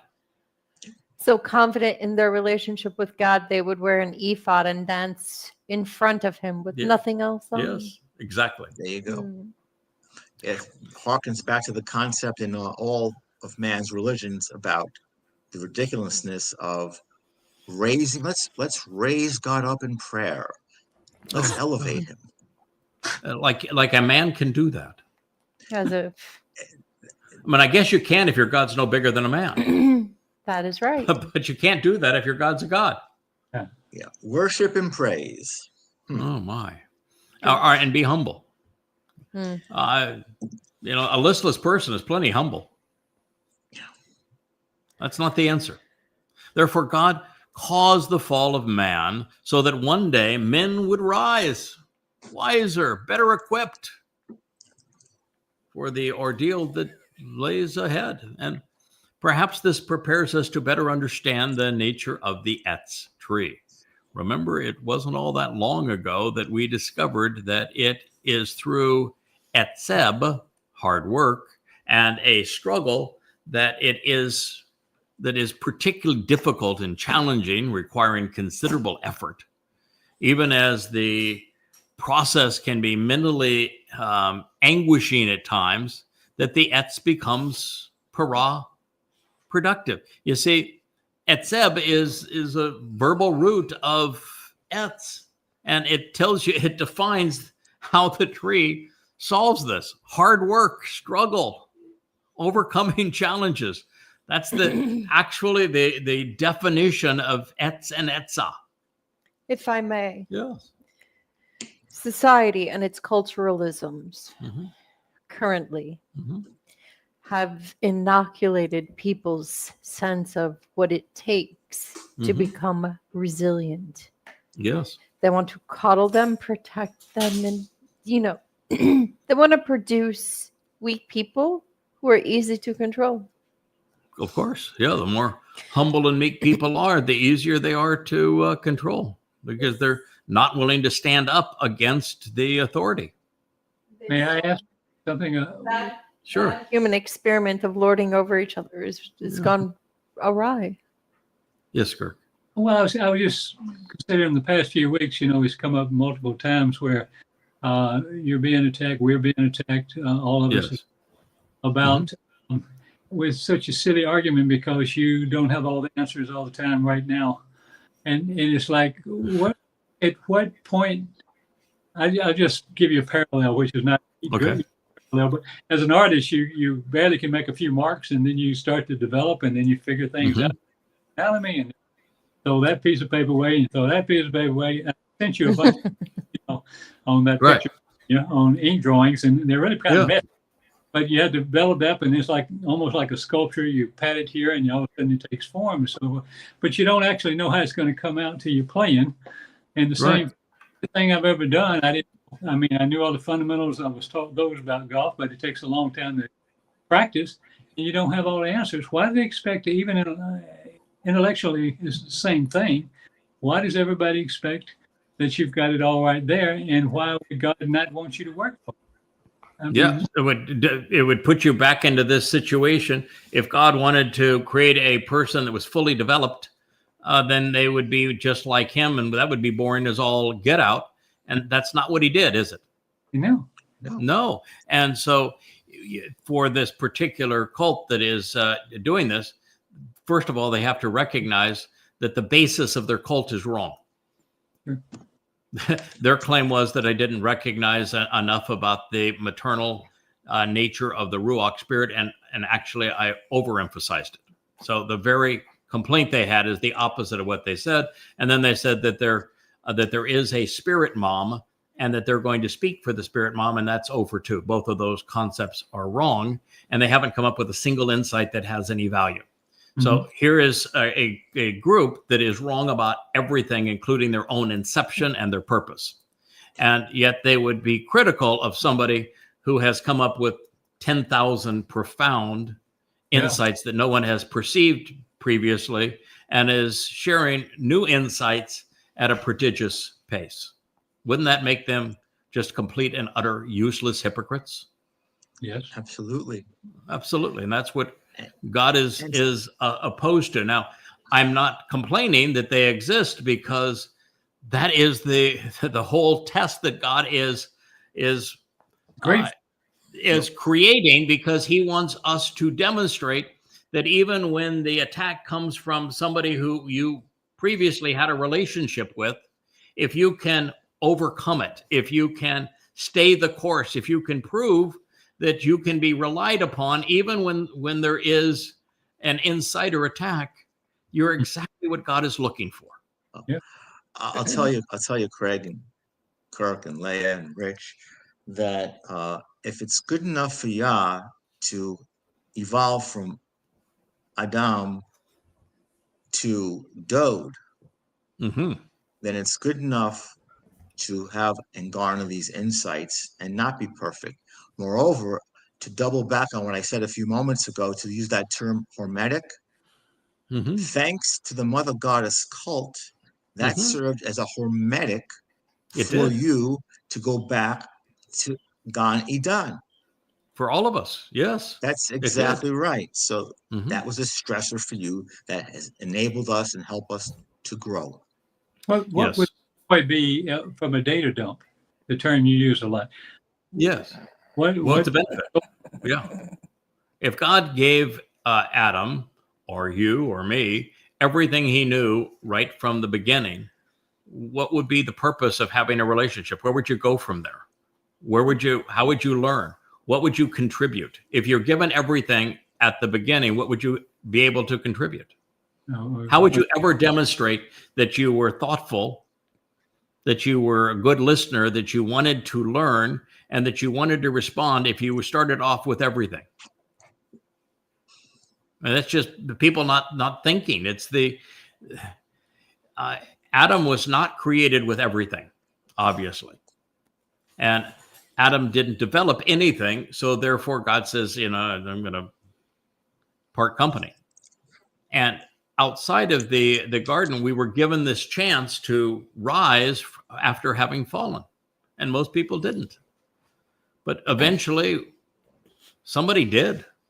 His name was Along God. came a Bashar. Yeah, and then the Bashar came along to explain that this is what happened in the garden with Adam, and why Adam was not acceptable to God, and why Dode was. And then what Dode achieved for us. It's really a powerful story. And imagine being God, and you say, okay, I've provided all of these clues, all this information. It's always been there. Nafal, for example, has always been there. And it's always been there that I said it's not good for a man to be alone. And all of it's there. And then all of the clues as to what I wanted from Adam that he didn't do. Always been there. How would you like to be God and say, wow, so somebody did figure it out? It was always there. I knew that man had it in him, that somebody could figure it out. And you've got to be thrilled if you're God, right? I would say. Yeah. And then, oh, by the way, I put all sorts of obstacles in this person's path, and they overcame them. They just stepped right around them, right over them. They used the obstacles to grow. This is, and who has worked harder? I mean, God wanted somebody to work with him. Good God, we've done 12 to 14-hour days for 24 years. I was so tired I dropped my dinner tray tonight. Yes, she did. Sorry. Yeah. Well, Asher wasn't. She got a second dinner out. Yeah, Leah does not play the 5-second rule. No. So, yeah, there you go. But we're boys. Boys do. We're just different than girls. And in that regard, I've never met a guy that wouldn't play the 5-second rule. No. For women that don't know what that means, if it falls on the floor, if you pick it up within 5 seconds, it's still good to eat. It's not dirty. It's totally true. We're all that way, right? Women aren't that way. It's disgusting. No. Sure. Well, my wife will have a conniption fit over a bug that is somewhere in the room next to her, and then she cringes when I go over and squish the bug with my finger so I can remove it so she can feel comfortable. She, oh my God, you touched the bug! What's wrong with you? Yes. It's all good now. Don't touch me with that hand. Yeah. No. Clay, you don't appreciate the crunch? No. Oh God, no. No. I other than bugs and creepy crawly things and so that sort of thing. No, when it comes to that, I'm very much a girl. Otherwise, I think like a man. Now, one of Yahweh's favorite plants is the vine. It produces grapes, correct? Yes. Do you know that if you plant a vineyard in perfect soil, it gets the perfect amount of rain, perfect amount of sunshine, that the grapes that come off of that vine are not sweet, have no flavor. And it's only when that vine has struggled, when, the rain, there were some dry periods in there and maybe a little period where it was a little too wet and the soil was a little rocky and it really had to work to produce. Those are the sweetest and most delectable grapes of all. Imagine that. Imagine that. Something. Yeah. Yeah. So the fact of the matter is that the Etz Dayath, the tree of knowledge, would have to work for and do the job. And the Etz Dayath, as the Choder, now serves not only Yahweh and mankind, but in particular one man, Dode, the tree of lives. He represents the tree of lives. And so God now has a worker who is engaged, pointing out the value of the one man who is the antidote for Adam. And when God said, when he chose Adam, he says, I chose him. What's the first thing that God said after he chose Adam, or chose Dode? Do you remember what it was? No, sir. He says, I make decisions on what I want and how I choose and value people in a manner that's totally different than the way that people make those decisions. So is he now telling you that that Dode is the one whose aptitudes, attitudes, approach to life, accomplishments is exactly what God's looking for? I would think, yes. Yeah. Did Dode ever fall? Oh, Down and Yes. several times. Did Dode ever make a mistake? Lots Yes. Multiple. Mm-hmm. He said, I have more sins than hair on my head. Yep. So God is not looking for somebody that's perfect. No. Hardly. God's not looking for somebody that doesn't make mistakes. Hardly. He's looking for somebody that overcomes them, that gets up once they fall. Well, in the Gibor, there is confident. Mhm. I know lots of men who are confident. Mm-hmm. I know very few that are capable and competent. Mm-hmm. Yeah. So the two must go together. And so Dode was brilliant. So God obviously likes a thinking man. Dode was articulate. So God evidently likes a talking man. Dode, by the way, was one of the very few people that would take God on. They would say, I'm not happy with this. This is not working for me. This is not good. He would take God on. He would go right after him. God would never back down, by the way. And but he worked it out with Dode because that's something he was looking for. He wasn't the only one, but he was very successful in negotiating with Yahweh. Absolutely. Mostly with Yahweh, he sold what he wanted to do, which is to serve as the Passover lamb. And he was very successful at convincing Yahweh that it was the right call. Of course, Yahweh knew he was going to make that call before the universe was created. But, there are just so many really interesting people in Yahweh's realm, and particularly Dode. I'll mention another interesting person. I wrote to him a couple decades back. Yeah, 20 years about how why he was so interested in our book, the Jewish book, right? And now you know. Yeah. Well, 100,000 hours later, Mm-hmm. and it's obvious that the Bashar, Mm-hmm. pointing to the Tree of Lives, is what's really going down here. Yeah, it's true. It's why there's a greater and lesser luminary in the first chapter of the Torah, and why there is a tree of lives and knowledge in the second chapter of the Torah. And why there are two men standing in Yahweh's name. Yep, there you go. So, in our desire to properly process the possibilities, please ponder the interpretation of the preceding. So, Yahweh Almighty, he caused the fall of man for being somewhat comatose due to the lack of work and diligence. He slept, inert and inactive, unmotivated and sedentary.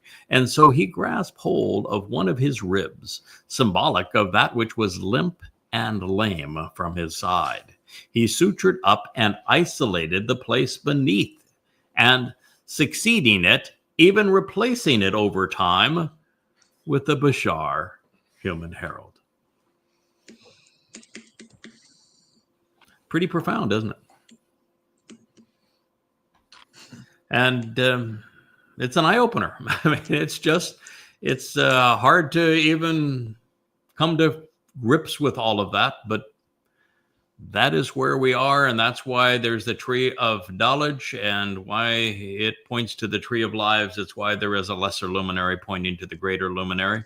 And it's interesting, even with those luminaries, one of the things that most people wouldn't process there is that God has 4 statements about those luminaries, and they are presented on the 4th day of creation. And neither are the sun and the moon, because God has Shemesh and Yara as the words for sun and moon. He didn't use them, and he's using Ma'or every time, luminary, and never once used the terms for sun and moon. And of course, the sun and moon had existed long before plant life was created, and it was created on the 3rd day. So he's not talking about creating the sun and the moon, not even talking about the sun and the moon. No.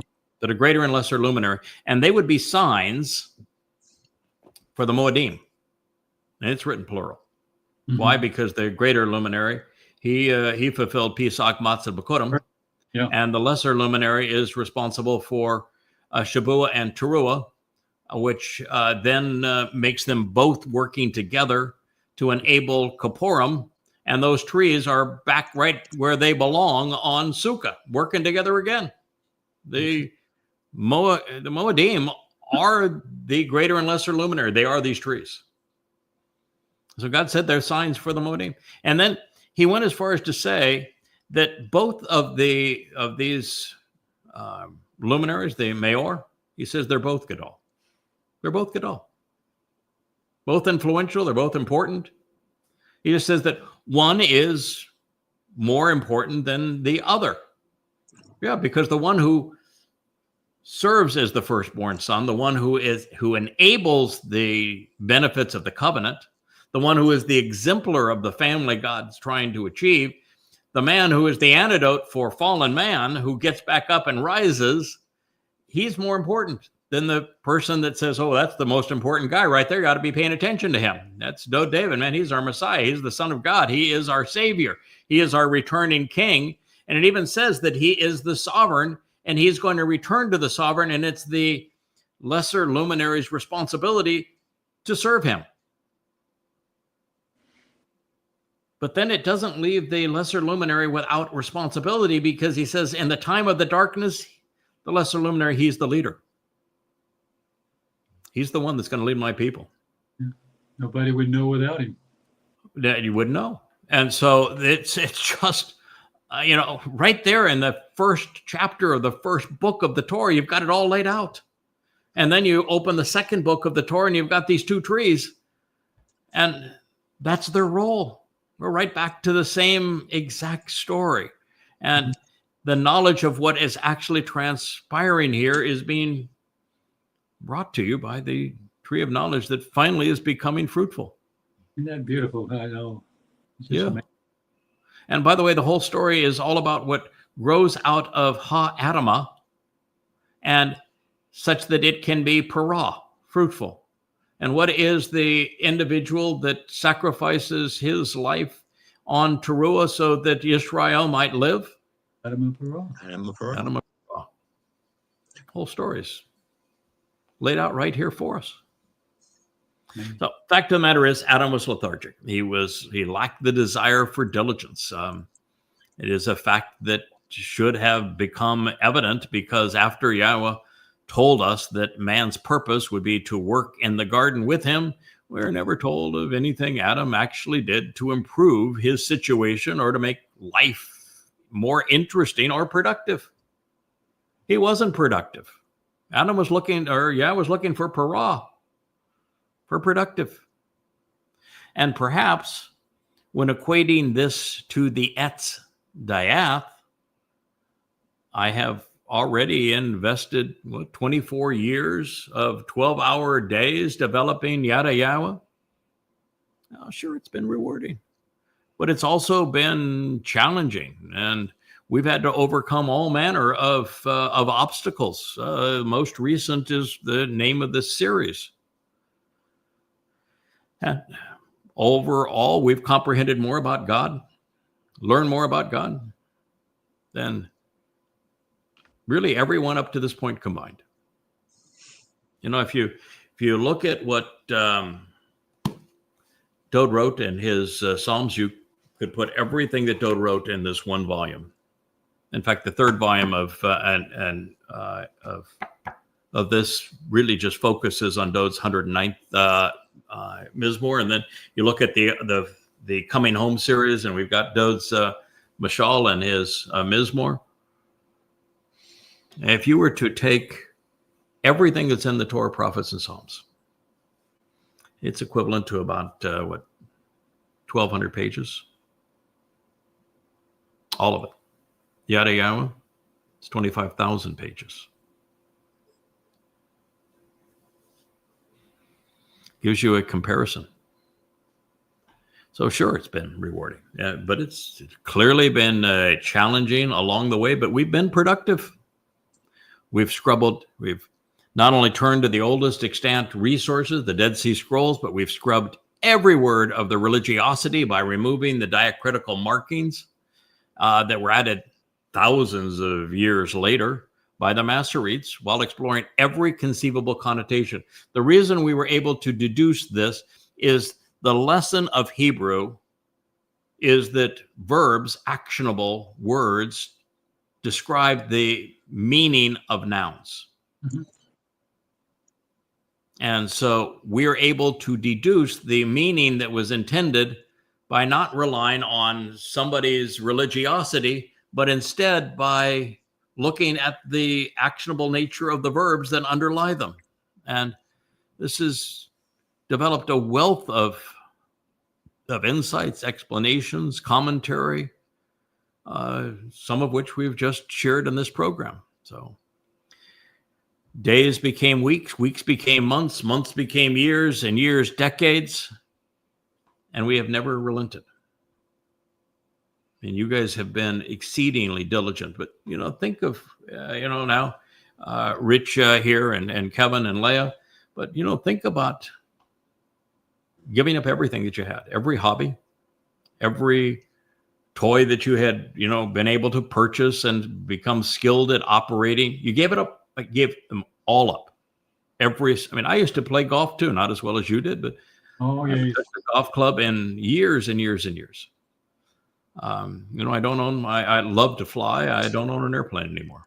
I loved being on the water and being able to captain a vessel and having Leah act as the first mate. It was a joy for us to go off and explore these islands. We don't have a boat anymore.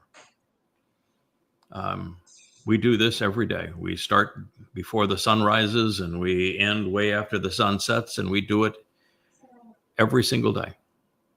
And that's the kind of diligence I think God was looking for. I want somebody that shows that they're willing to work at it. And that's what it takes. These are translations that I'm doing now in my spare time. We do this blog. That is our primary responsibility. Mm-hmm. So these translations that we're talking about and these insights here, this was in our spare time. This was between blogging. It's a labor beyond love. It is. Yes, yeah. Certainly a labor of love. And I'm duly impressed with our king. I'm duly impressed with his father. Yeah. And I'm duly disappointed by their people, but it's our job to resolve that. Yeah. And we're going to. So to think without the utter foolology of the neo-pagans at the want to make God a hermaphrodite at the mother goddess cult, it is unlikely that we would have returned to the garden in pursuit of these insights. I knew I had to return here because I knew we had done a program about a month previously on how Chawa represented so many. We haven't even got to Chawa yet in this story, but how Chawa represented so many interesting things. I knew I had to return to the garden. And oh my goodness, I didn't. Did you expect that this is what we're going to discover? No. No. Just like when you went into Numbers, we weren't expecting what was going to happen then. Yeah, when God said, I want you to go into Numbers 12 to explain how you're supposed to deal with this cult when it first arose. And then in Numbers 12, we have a woman who attacks Moshe's wife just as they began by attacking my wife and claiming that they too spoke for God. Just as Miriam did, and God says, "Oh hell no, you don't." And then we had reason to understand the process of, is it possible for a prophet to be wrong? And so, where is the ultimate prophet, Moshe? Right? Where is Moshe's ultimate mistake? Numbers 11. Did you expect to find Numbers 11 where Moshe not only gives up and say, God, no one can do this job? And it's obvious you have no respect for me because you put me in a position where there was no way to prevail. How could you be that mean to me? And if you have any concern over me, you're going to kill me now. You think that's right? No, God, he's sitting there yelling at God saying, you're just being really mean to me because this is impossible. These people are impossible. And so he's the greatest of the prophets, and he was absolutely wrong. And that's where it took us. Mm-hmm. And then it took us to his people and the spies over this humility thing that the cult started to promote. And we found out that the people that were humble and that were meek were the ones that God said, you're dead. I have nothing. I want nothing to do with you. And what did that lead us to? It led us to Numbers 15 that explains the process that Yahweh would use to restore them to an opportunity, which was through a ram, a bull, and a goat. The three guys that carry forth the whole story, and how the bull would ultimately resolve inadvertence, guilt by omission in the end, so that the ram could return, and how important Numbers 15 is in explaining God's process. And then we have the alcoholic that is an anorexia and a cutter that decided that she would be so belligerent towards you, Rich, so belligerent, or excuse me, Dr. Jeff, so belligerent to my wife and belligerent to you, Rich, Yep. While condemning me, and she didn't even know me. We've never met. You realize that, her whole line of attack is specifically answered here, because Dr. Jeff, what was her big complaint when the one time I talked to her on the phone was when you called me, because I don't ever know her. I would never have any reason to talk to her. The one time I talked to her on the phone was you were in a coffee shop where she came in to see you. And in that coffee shop, she wanted to play religious and say, you can't work on the Shabbat because the two guys that were out picking up sticks were stoned to death. So you're clearly wrong on working with on the Shabbat. Wasn't that her deal? That was her major consternation at that moment. Yes. Was the problem with the sticks only. Right. We're not dealing with sticks. So we went into Numbers 15 and to deal with that. And there are no sticks in Numbers 15, are there? No, and there's not the word for picking up either. What happened is the fellow's uprooting the trees. And the trees happen to be of knowledge and lives, and he was uprooting the trees, and God says, yeah, that's deadly. You uproot those trees, and there is no way back to life. You need to stone that guy to death. He's uprooting the trees. Yeah. And then, of course, the religiosity was the same woman had a whole assortment of tizzits, and you find out the tizzit has nothing to do with a interwoven threads that you would wear outside of a garment. That the tizzit is actually the flower of a flax, and it's supposed to be one inside the hem of a garment, so you're the only one that sees it, and it reminds you of what happened when the flax blooms, which is Pesach, Matzah, and Bakodim. She is the fruit. She represents the fruit of the Messianic and Hebrew roots movements. Correct. Completely lost to religion, and lashing out at you, me, and Rich because of her utter frustration with her life. I'm not going to mention her name. It's not worth mentioning. But this is what we're up against. And look what we learned when we went to Yahweh's testimony and how powerful that was. And do you think that this woman could say, thank you for pointing out that I was wrong. I appreciate you taking the time to share this and to help me understand that the Hebrew roots cult that I gave up everything in my life to be part of was wrong. No, she quadrupled down and has just been on a negative spiral. Yeah. And so then when their next attack on us was complaining that I said, you can eat anything you want. And I said, no, I didn't say that. I said, Yahweh says that. That's quite a difference between I said it. You're going to quote me correctly. What I said is Yahweh says you can eat anything you want. And so they condemned me for that. I had a whole host of people that says, I'm a liar and terrible, and you ought to throw away yada yada because Craig says you can eat anything you want. Well, what does Yahweh say in Devarim? Doesn't he say you? In fact, didn't he say it like 4 times over? You can eat anything you want. Yep. And didn't he say you could eat the unclean, the clean? It doesn't matter. You eat anything you want. It has no effect on you. There's only one thing you shouldn't do. What was that? Not think about it, or he's asking you. No, drink blood. Oh, drink. Drink blood. I want you to pour out the blood on the ground like it's water. Yeah. Why? Because Contagion. what you eat only affects your body, and your body is meaningless. The blood affects your soul, and God actually said so. The blood is is essential for the life of your soul. Why? Because the blood of the Pesach El, Dode, is on that doorway to life that is essential if your soul is going to live. And why? Because that mortal remnant of Yisrael is able to be purged of their religiosity because the blood shed by the Adam of Perah, who's the bloody red man from the earth. There's a reason that Yashaya tells us that the man from Edom is bloody red. He's tired and red. And why? Because the blood that is shed is the remedy for your soul. So don't screw with the blood, because it's for your soul. And don't worry about what you eat, because your body is meaningless in all of this. And yet they want to focus on the body and cover it up, and everything they turn to.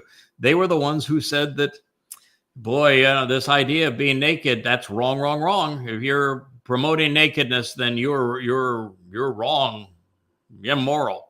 And my point was, Adam and Chava were naked in the garden, and it was all cool with God, and they were comfortable with God when they were naked in the garden. And God's bringing us back to the garden, is he not? Yep. Mm-hmm. So if you're not comfortable being exposed to God, you don't belong in the garden going forward, do you? No. So those that are all worried about what you're wearing, they're not going to be comfortable in the garden, and God's not going to have them in the garden. They've excluded themselves in the garden by being fixated on what's over their bodies. And when we learn that, didn't it take us to the place where Dode was, because they were also yelling at me for saying that God likes strong, confident people, the opposite of what he got with Adam, and he's not interested in timid and meek. And it took us to the ultimate place where you have a man that is naked and very comfortable and very gaborish, bold with God, in God's presence, and that was Dode in 2 Samuel 6, where he is parading around naked, and then there's a woman, his wife, who shames him and says, nothing that you claim regarding God is true. You're a nobody. You're worthless. This doesn't belong to you. Exactly what the mother goddess called to say. But Dode is kabod. Dode is kabod. And so there we are, and we learn all of this fascinating material about Dode's interaction with Obed-Edom, which explains the man from Edom later and Yashaya. And we talk about the repositioning of the Ark of the Covenant and how Yahweh taught him this lesson. And then Dode recognized that if Obed-Edom is going to take responsibility for this and bring the Ark of the Covenant into Jerusalem and get it properly positioned on the Temple Mount and under the tent of the restoring witness, that Dode can dance and have a good time. He can enjoy his relationship with Yahweh, and because it's being taken care of. And they, rather than saying, well, boy, what wonderful insights. Thank you for, there's like 20 powerful insights that we deduced from that. Thank you for sharing all those prophetic insights with us. No, their little minion went and said, no. It's presented also in Chronicles, and in Chronicles, they named the people that were carrying the ark, and they provided a genealogy for Obed-Edom. So we're going to ignore everything that you shared as insights, and we're going to focus on these details as if they mattered. Just unable to learn, unreceptive to insights. Gone right back to the Miriams and the Chawas and the Mechels. Bitter. They chose what was written 400 years post 2 Sam 6. Yeah. And here's God, over and over again, using the very text that they cite to justify their position. to expose and condemn them. I mean, we went through in a previous program that they cited 3 things from Yahweh to say that they have a spiritual mom. And all 3 says, no, you don't. Yahweh is masculine singular. And the idea that woman was made in God's image, therefore God is both male and female. No, it doesn't say that. It says that Yahweh was made in man's image. Man was made in God's image. I told you. And even the word for image is masculine. And it says he made them, he, masculine singular, made him, masculine singular, in his, masculine singular, image, masculine singular. And so Craig, maybe we can get our brother Shannon to make them T-shirts and hats that say masculine singular. Oh yeah, or a hat or something. Masculine singular. And I can't let you go without telling us again what Dowd's retort to Michaela was about Dowd. Oh yeah, so Michaela, she's saying that Dowd, you've disgraced yourself. You have no significance. You're meaningless. You were even meaningless and embarrassing in front of the concubines and all of the people. You do not represent any of these claims that you assert with Yahweh. And so does well. Now that you've mentioned the concubines and also kabod, which means significant and weighty and matter a great deal, impressive. I'm going to go now to the concubines, and we'll see if they think that I'm a kabod or not. One of the great retorts of all time. And Yahweh's response, after I'm sure saying, "That's my boy. I'm proud of you, kid." Nice line. I'm impressed with that one. He said, "Oh, as for Michael, she will never be productive. No. Never." Yeah. I will say that Dowd out George Carlin with that one. Absolutely. It was Eliah before his time. There you go. God picked people that could think, that have a bit of wit about them, that have some grit, rather than rolling over and say, "Well, I'm sorry, you've embarrassed me. Oh, I'm sorry, sweetheart. What can I do to make it up to you? I'm so sorry that you're not impressed with me. I feel so bad that you think that I'm a complete fraud around Yahweh. Let me prove to you that I have some merit." No, he just, boom. And Yahweh went boom right back. It's the same thing when they approached Moshe. God says, boom, no, you don't, you're wrong. And so there's a reason that God responds as he does, which means we need to learn from him and respond the same way. He's looking for someone like Dowd. He's looking for someone with backbone, with courage, with confidence, character, who won't roll over and play dead, who when kicked gets right back up and says, "Oh yeah, you want some of this?"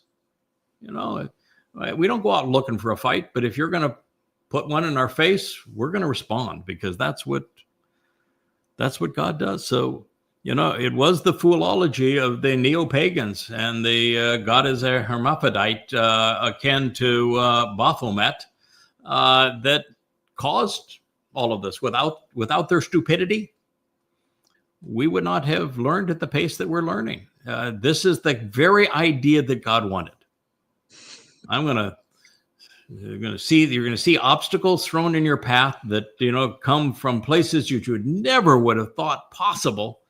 And working together, we're going to turn those obstacles into something extraordinary. Like, for the first time ever, insights like this from the garden. And, fellas, we're only a quarter of the way through. It gets better. You're just getting warmed up. Oh, God's just getting warmed up. That there are so many profound insights that we're going to deduce from the garden, and we're going to present them, over these shows over the next week.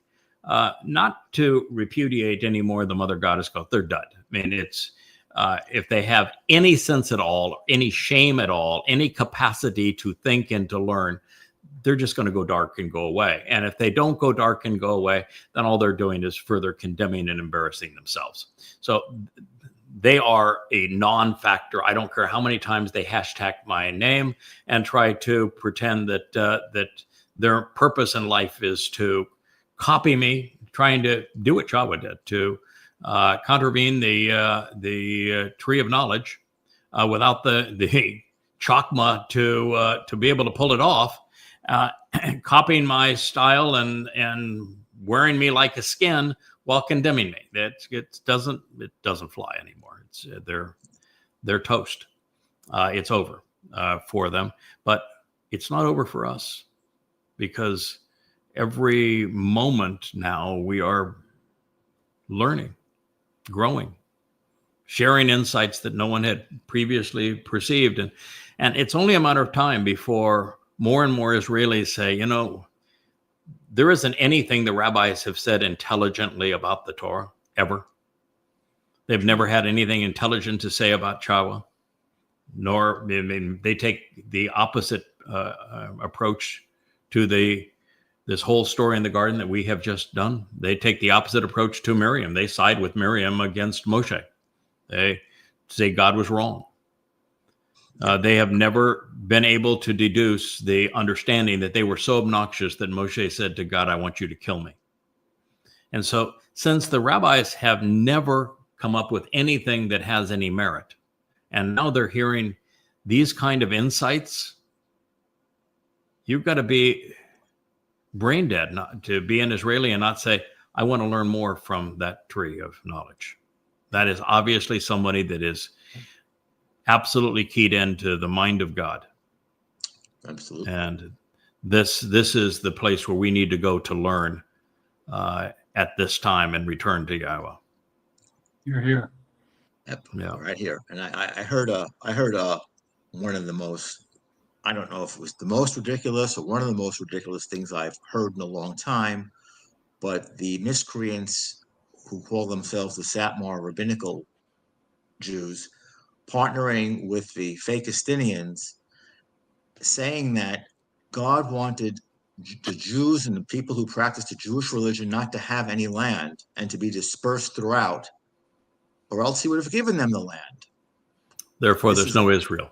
Therefore, Israel shouldn't exist. And this is why we commiserate with the Fakistinians, and this is why we support the election of that Mandami character, the socialist Muslim of New York City. Because we want Israel taken from the Jews because God separated the Jews, therefore he doesn't want them to have Israel. That's their thinking. So, and with that being the case, then they're just like the conspiracy cultists of the Mother Goddess cult, which is you take something that you misconstrue out of context and you fail to consider it in the whole of what God said. And there are countless places where God says, I'm bringing you back to the land. Yeah. You are going to be settled in this land. This is your land. I gave it to you. I'm going to eliminate all of the foes, and I'm going to plant you firmly in this land where you are never going to have a problem ever again. And he never gave the land away. And he only shooed them out of the land because they were so obnoxious. And when they stopped being obnoxious by returning to Yahweh, acknowledging his name, acknowledging what his son has done for them, by fulfilling Pesach, Matzah, and Bekurim, then they're going to be able to return to the land. And that's the story that they don't get because they've taken one thing out of context that fits their agenda and ignored everything else, like a typical conspiracy wacko. So there we have it. Well, gentlemen, I've bent your ear, and we've talked about this now for 2 hours and 15 minutes. That's probably good for our family hour. Rich, thank you for making this all possible. There's Rich there. We'll look forward to having JB back from the zoo. You know, JB, don't play the part of the monkeys. They might keep you there, so you got to be careful what you do and what you say. And we'll know that Kevin is back from supporting his. We'll always support his mom and his wife, but he's on full-time support duty, and as he should be during this time of grief. But we'll get we'll get Kevin back here shortly, and we'll be a full cast again. And but I think this worked out much better actually this evening. It's a good show. Just having the three, because we and then Leah, as she came in, we could interact with each other in a much more effective way, talking about what are some really profound insights. These are extraordinary, as to figure out why God caused the fall of man and what we need to do. Now it's our responsibility, what we need to do to make ourselves interesting and valuable to God, so he can trust us, so he wants to spend time with us. And I don't know if there's anything, fellas, that's more profoundly important than that at this time. And what I haven't shared now, but the reason that Leah mentioned the 8 of us, that they're wait till you get the reason the 8 of it, and Sukkah being 8 days, an 8-day celebration, is that the whole purpose of the sacrifice of the Adam of Perah, and who is this productive bull, and bringing the purging the people so they can go back into Eden, is that we have 1,000 years to take this mortal remnant of Yisrael and to hone them and shape them and teach them and engage with them such that they do make a contribution, so they do value work, and so that they learn, and so that they listen, and so they respond, and so that they can show that they can be relied upon and they're trustworthy. And that is the whole purpose of us going back to the garden, is now we have the opportunity to cultivate these people such that they are worthy of being let off of this planet after 1,000 years of that experience, such that they're trustworthy to be let off this planet and they can go explore the universe with us. What a great job, huh? What a great job. Yeah, that's our job going forward. It's a really cool job. It's a wonderful job. And I don't much think that God cares if we're successful with 10 people or 100 or 1,000 or 10,000, or if by the time they procreate and create new life and we're really good at teaching and leading by example, that there's 100,000 or 1 million. Yeah, it's with God, he would have been happy with have had them just then, other than a goldfish in a bowl. Off the log. Yeah. And I guess it doesn't, that always sets a fairly low standard for us. We just have to be more interesting than was Adam, which is a pretty low bar for us to exceed. It's pretty easy to be better than Abraham too, or Yishak, or Jacob. These is a pretty low bar that was out there. Now, Dode's a different story. When you man up and say, I'm going to fulfill Pesach and I'm going to write about the Romans crucifying me, and then I'm going to go into hell carrying everybody's guilt, and I'm volunteering to do that. That's an entirely different story. That's setting the bar really high. Yeah, really high for that one. But we don't have to be that good. We just have to recognize that's what God's looking for. Yeah. Is somebody that is willing to show some courage and backbone and be bold and insightful and interesting and stand up and learn stuff and share stuff and engage with them and do marvelous things together. That's what he's looking for. And I never thought, before we close, I never thought that I could see the whole picture from start to finish with such clarity as this. Yes. The last month has just been, I know I haven't been doing much in the last month, but I'm listening all the time. And I'm going, wow, and I'm reading this and reading the stuff you send me, and I'm going, that's phenomenal. You know what the most phenomenal part of what you just said is? Huh? Is that the clarity in terms of counsel on the entire picture and framing the issue from beginning to end. Yes. That is a derivative. It's totally based on etz, as etz becomes etzah, and etz is the Hebrew word for tree. And as etzah, this spiritual manifestation of this tree, that is the counsel on the entire story. So the etzah, dayath, which is the Choder's manifestation of the Etz Diath, is in fact the provider of counsel and advice on the entire story from beginning to end. That's what the words mean. This is wonderful. When God tells a story and he was actually able to invent the language that he used to tell the story, his metaphors and symbols and words, they speak volumes, don't they? Really. There's a reason that he wanted us to use amplified translations. Yeah. And this is one of the great examples of how the Etz Diath, the tree of knowledge, is then represented through the Choder as the Etza Diath. And it is the ability to have knowledge regarding the entire story from beginning to end. Yeah. When I researched that word Etza, my head nearly spun around on its axis. Yes.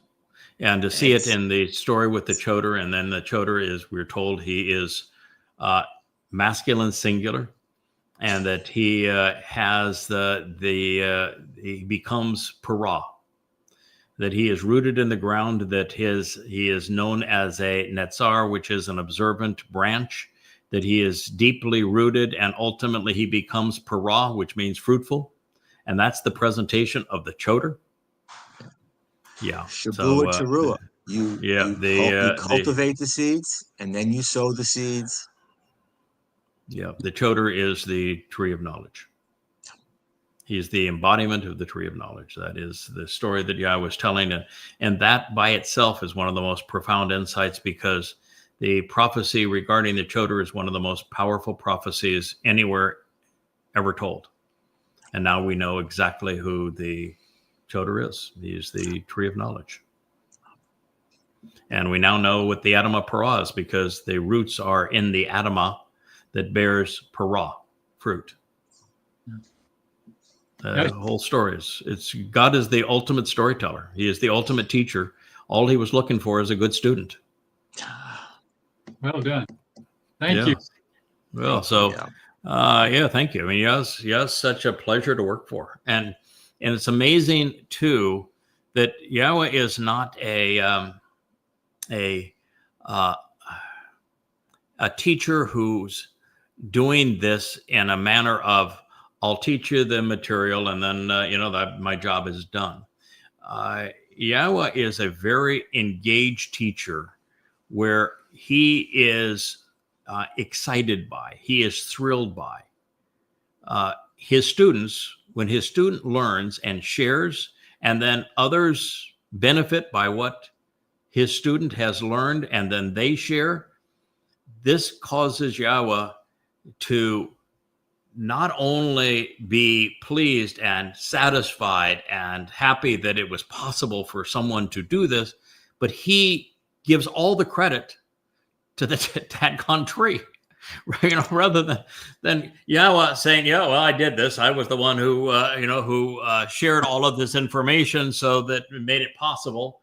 Yeah. No, he's saying, "See, look at this tree. Isn't this marvelous? With what happens when somebody does this?" And that's why, here's God. He's the creator of the universe. He's in the first chapter of his story, and he's talking about these two luminaries, and he says they're both great.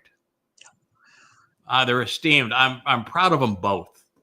It's just the nature of God. He's so excited and so happy and so thrilled when we get it. Yeah. That he wants to share credit. That tells you what we have in store when we finally leave this planet, and God gets to share this voyage of discovery with us throughout the universe, throughout dimensions 4, 5, 6, 7, and I think even 8 eventually, that God gets to say, ain't it fun that we're able to do this together?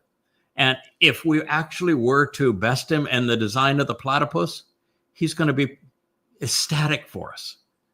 I mean, he actually would like to be bested. That's what he's telling you. Craig, he epitomizes what a father is. He is the ultimate Yes. Abba. Yes. Yeah, you're happier as a father when your child exceeds what you've been able to accomplish because of everything that you've offered them and taught them and given to them. When a child fails to follow in your footsteps and take advantage of what you have, it's a heartache. But when your child takes it the next step and goes beyond what you have established in the family business, there's no greater sense of pride. That's why Yahweh so loves Dode. He's the epitome of that. He was about the family business. So, gentlemen, that includes you too, Wookie.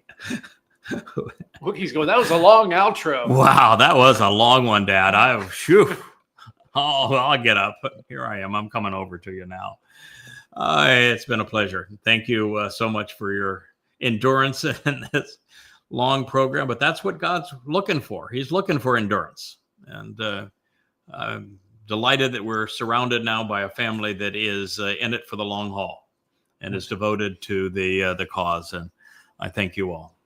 Have a wonderful, wonderful evening. Happy Shalom. Shabbat. Shabbat shalom. Shabbat shalom.